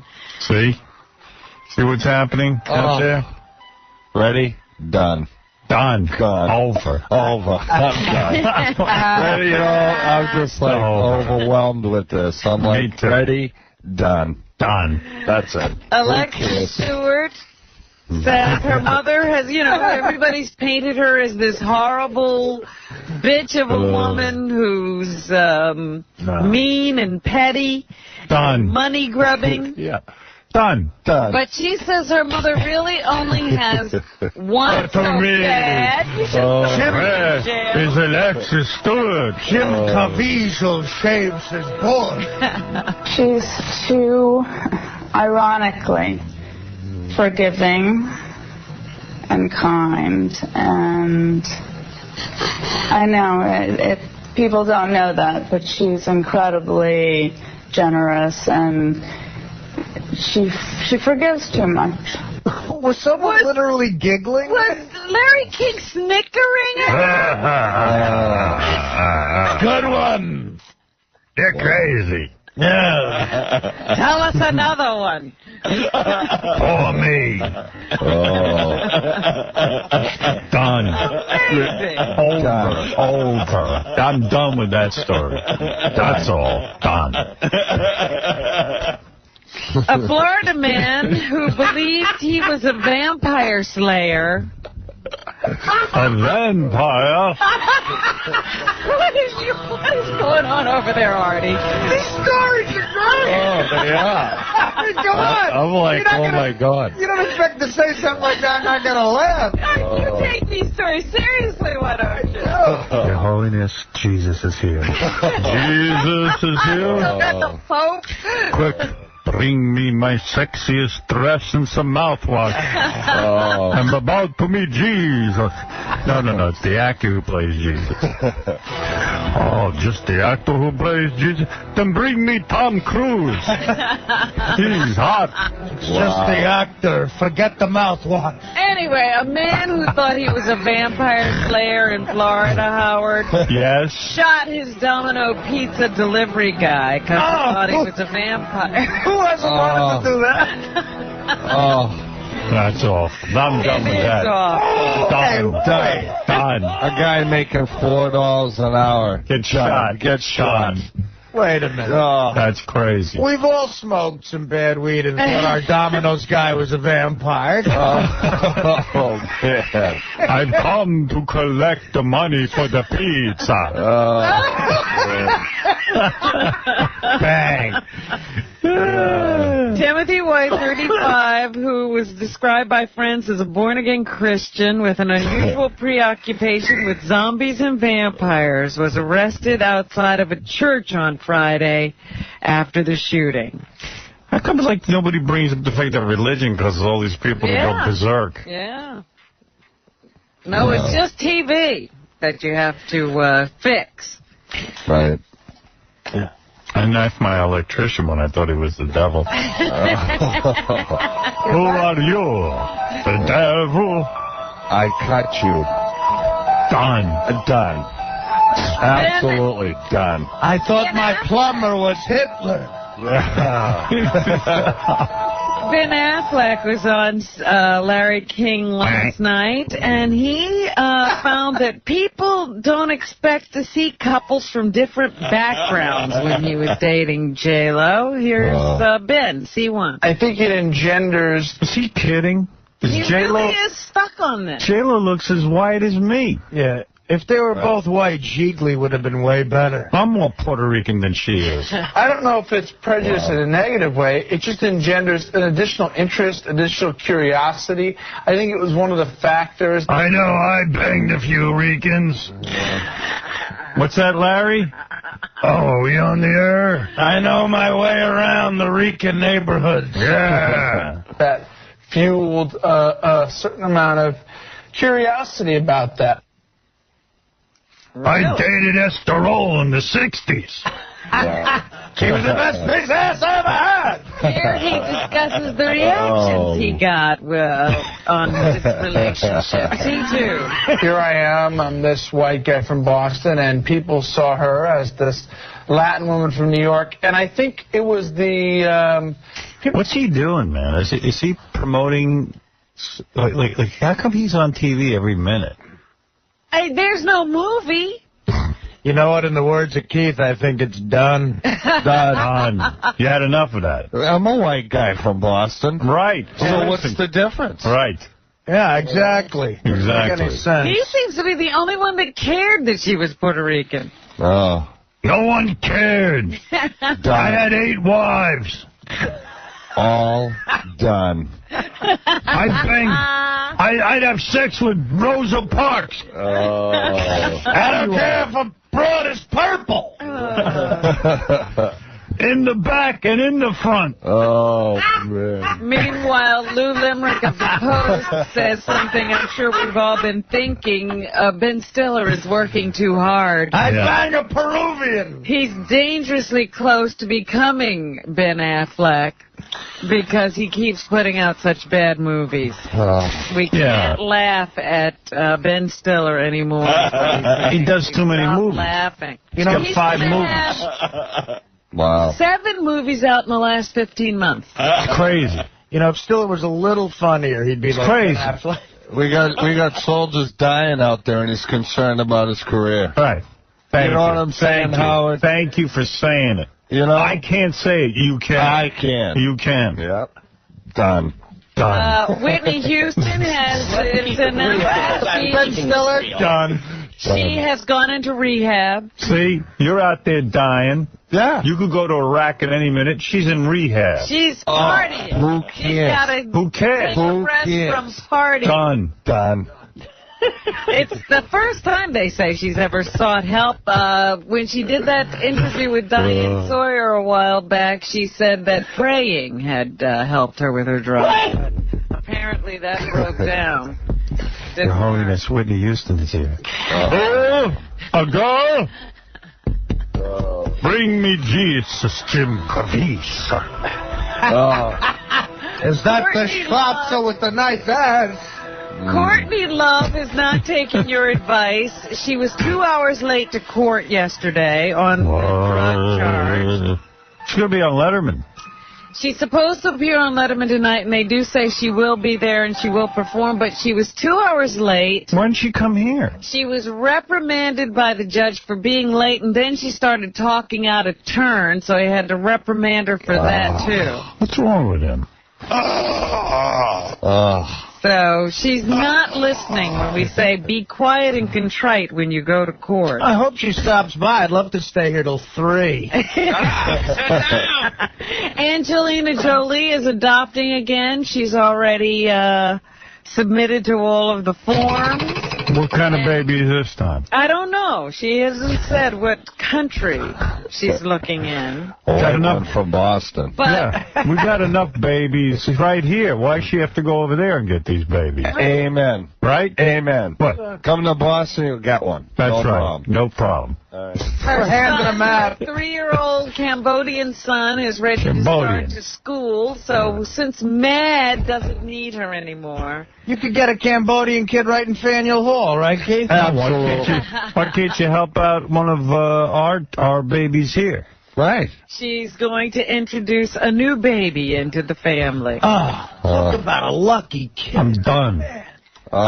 Meanwhile, Done. Ethan Hawke says he was never visited by his friends so much as when he was working with her. What friends does he have? He said he kept getting calls from guys saying, when can I come to visit? Because they all wanted to meet Angelina Jolie. Wow. And he says he can understand why. She never gets boring. Never gets old. I want to meet her. She's an incredibly interesting woman. He This is the Pope I do not want to meet. No. But, You're the only No, guy. I want to meet 𝗦𝗵cie𝗄𝗿𝗍. And if Ethan Hawke's free, what's he doing? Jesus.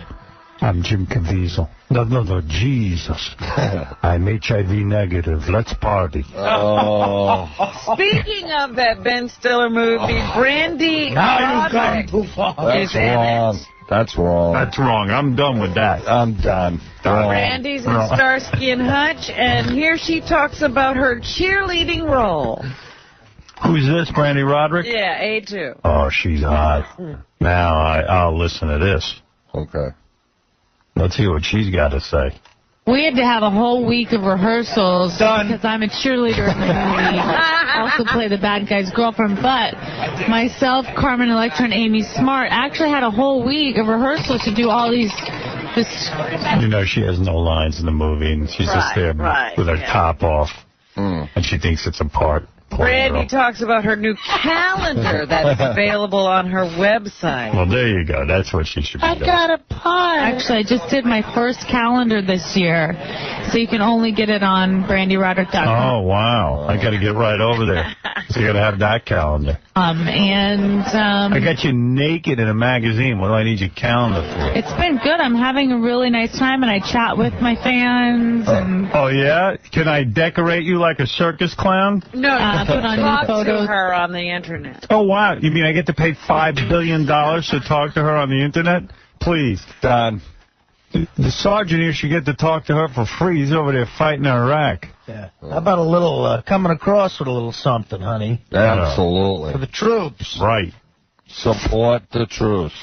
Yeah, stop with your calendar. Support the troops. Right. Yeah. Dr. Seuss's The Cat in the Hat is being released on DVD. You can get it now. Dakota Fanning is in it. And she says some of the houses constructed for the movie proved to be a traffic hazard. There were actually a couple of accidents. Does she have a calendar?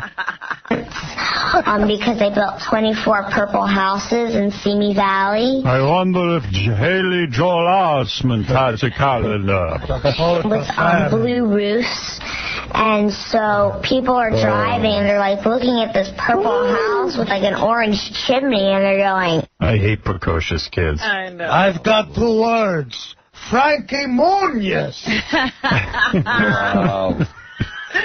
Done. Hey, Malcolm, put me in the middle. Those of you who love Raymond, he will be around for another year. Yeah, Ray right. Romano told reporters on Saturday. I got a soldier here who could end up in Iraq within 24 hours, and you're going to talk to me about Raymond? Come on. What are we talking about? There's good news, Keith. Ray Romano's going to make another $1 billion. That's right. Oh, great. He said Well, you're over there. Sure, there'll be another season. And I'm making peanuts. Right. Where's the justice? None. If I was the commander-in-chief, you'd be making $10 million a year. You got my vote. All right. And Tom Cruise has left his publicist, his longtime publicist. He's been with her for 14 years. And he's given over the handling of his representation to his sister. Yeah, finally something important. So there you go. Tom Cruise is Done. practicing nepotism. His sister's now handling all of his publicity. Let's see him handle a Mick-lick. Right. Right? Right. Wouldn't even know where the trigger was. No, absolutely. Absolutely not. When Keith gets big man, does all his own stunts. Doesn't even know how to handle a Mick-lick. Right. Getting paid all that money. Right. Oh, boy. Can't believe him. And finally this morning, Howard, all the young girls who read YM Magazine, the leading magazine for teenage girls. Yeah, I know what it is. I read it. Oh, you do? I read Teenage Girl Could magazine. you explain that for me and Keith, Robert? Please? I'd like to hear that.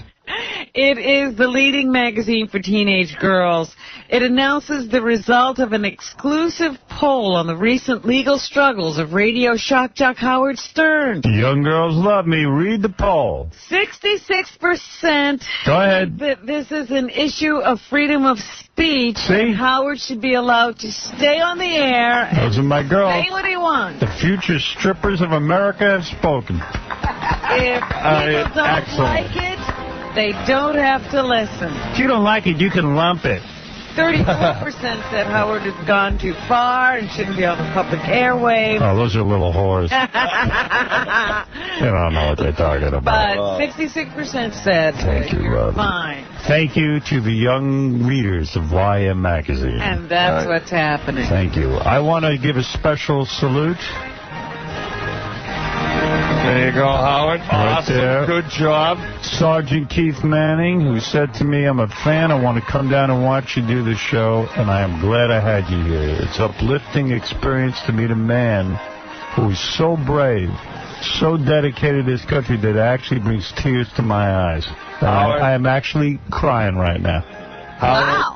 That's Never right. saw that before. And I pray to God that you are safe over in Iraq if you have to go back over there. Absolutely. And you are the man. I wish you luck with you. You're having a new baby. Yes, I am. A beautiful wife of yours. Yep. And an honor and a privilege to meet you. You're our guy now. Wherever you go, you let us know. I will call and I'll say, Howard, here I am. And if anything happened to you, I would be devastated. Absolutely, Howard. I'm good. I'm well-trained. Be safe. Well-trained. Well, those nuts over there, they blow up everything. Yeah, they don't care. You got the equipment you need? Done. You got the supplies you need? He's a great guy. I don't want to see anything happen to him. Keith, this is the first time I've stood up for a guest who wasn't a hot chick. That's true, Artie. Wow. Thank you, sir. Thank you. Thank you. And seriously, while you're away, if they do call you up, I won't lay a finger on your wife. Oh, well, I'd appreciate if you just called her and see how she was doing. I would do it. That's awesome. Just let me know. Yep. If you do get called. Yes, I will, sir. And I will call her personally. Excellent. To see how she's doing. Ah, that would be an honor. I would appreciate that. You're That would be welcome. wicked cool. All right. All right. Robin, thank you. You're quite Awesome. welcome, and thank you. Awesome people. Awesome. You're awesome. You're awesome, No. Howard. Done. You're Done. awesome. No, done. No. You're awesome. All right. Want to thank Michael Carr, publisher of Las Vegas Weekly, who gave me that beautiful award this morning from the readers of Las Vegas Magazine. Done. Done. Evan Marriott. Thank you. Done. Game Show Network. He's got his own game show, this guy. Fake a date. Take a date. Whatever. Debuts tonight. Debuts tonight on Game Show Network. He's also doing some Baldrick thing. I don't know what that is. Yeah, my balls drick too. Sergeant Manning, you're the man. Thank you, Howard. And proud to live in a country with you. All right. Thank you for having me here. It's awesome. Great experience, and I'm going to live this for all my life. Good. And live a long life. I will. Tomorrow, the great Adam Carolla will be with us. All right. Nice. And if you want to check out how to win John's job, I think we got it all posted up on howardstern.com. All right. Talk to you tomorrow. Bottom 95X.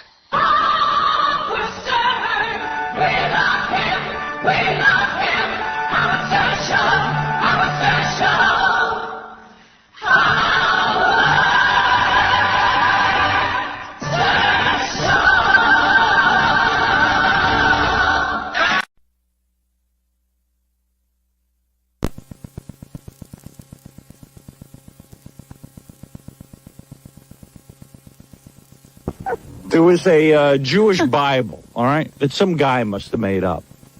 You know what I mean? Yeah, some guy wrote it. Right. Sure. So there were a bunch of Jews running around. Everybody was Jewish up until this point. Now, Jews being the way they are, there's always a couple who want to be different. They don't want to go along with the pack. So there's one guy running around. Let's call him Jesus. All right? All right. So Jesus, the Jew, decides he's going to be different. So he hires a PR guy named Saul. But Saul is a Jewish name, and he calls him Paul. Let's change your name Let's change right from away. Saul to Paul. So this is a tradition. Exactly. So he hires a PR guy. The PR guy goes around saying, hey, this guy Jesus is walking on water. He's the next big thing. Follow him. In fact, even when he's alive, he's sort of making a scene, but then all of a sudden when Jesus dies, the stories get better. Saul says, wait a second, I'm going to say I saw him rise from the dead. Now you say to yourself, Howard, how do you know it's not true? Because if this guy was rising from the dead and he was around, where the hell is he now? So where is this Jesus that he's running around? Jesus was one of the Jews who got carried away and maybe wanted to score with chicks at the temple. I don't know what he wanted to do. I don't know what was going on. In his day, it was to be a Messiah. Today, Right. it's a rock star. Exactly. Today he would have been Bob Dylan or Motley Crue or Poison even. Who knows what he would have been. But these are how these things get started. So the guy Saul sits down. Saul, the Jewish guy, who now becomes Paul. It's like Ringo, changed his name. Yeah. It's like, Dice Clay changed his name from Schwartz to Dice Clay. I'm saying it's a name change thing. It goes from Saul to Paul and decides he's going to... all of a sudden he's Catholic. He's Catholic. So he's going to start a whole new religion. Now, you can't just start a religion on your own. So you say, my friend Jesus who died rose from the dead, and this guy's incredible, and he'll be back someday, too. Mm. So where is he? In fact, where's God? What's he busy doing? Oh, don't you see his handiwork? Yeah. What's he tied up with? A lot of people say, well, Howard, how do you know there's not a God? I know there's a God. There's probably a God. There's a force up there. I've described the force to you before. Yes, there is a force up there that controls all this. Well, you see, you're starting a new religion. Yeah. There is a force, Robin, up there that controls it. But I'm telling you exactly what it is. When you drop dead, you're worm food, and that's it. It's black. You don't see anything. There's nothing else. There's nothing else. We're just animals like dogs and cats. We just have a little bit more intelligence. Robin. We don't have spirits that go somewhere. Do you think that there's a God who's personally watching each and every one of us, marking down if you've been good or bad? Absolutely and then not. Taking that much interest in you? Absolutely not. No, he's not. You're here on Earth. You should behave yourself because, after all, on Earth, you should treat people nice. Here. Yeah, exactly. Got to live here. Let's make it good.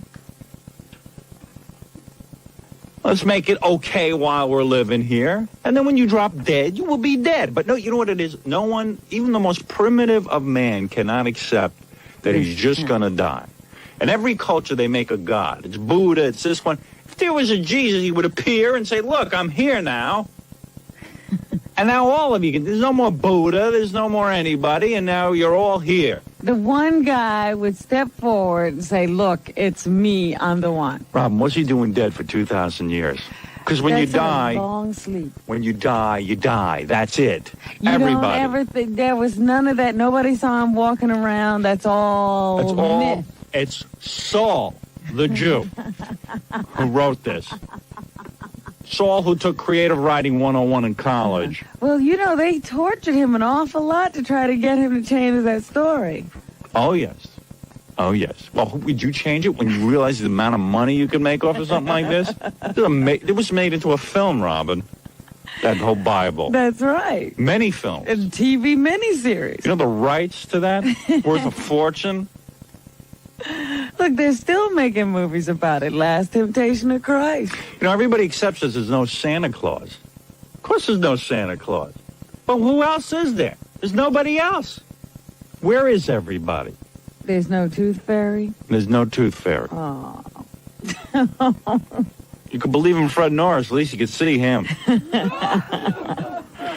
So this is this whole religious thing. Now you've got a religion, the Catholicism, that was based on a whole new story. No one was happy with the old story with the Jews, so now they made a new story. So the Jews and the Christians hate each other because, after all, one hates the other. And then you got the Polish Pope coming from Poland. He can't stand the Jews. So that's how this whole Auschwitz thing got started. You dig what I'm saying? I see what you're saying. It's that thread has been weaving its way through history. Exactly. Howard. It's a long-standing feud, and it's still not over. Exactly. So now the Jews are going over there protesting. Right, so the Pope should say, you know what? I'll move the stupid convent. What is the big deal? You see, this is how you solve problems in the United States. If I was the president, I could solve problems in a similar fashion. I would look over an issue, and I would solve it. I would do the simple thing. Just take care of it. It wouldn't fester. Not that every issue has a simple answer, but I've got pretty simple answers for some of the major problems. Really? Like you've heard me on the drug issue. I've got the answer to that. Yes. But that's a simple problem. That's an easy problem. Yeah. Everyone just complicated it. We're making that into something. Can't educate any. You know, everyone's looking for a president to solve all the problems in the world. Nobody can solve problems in the world.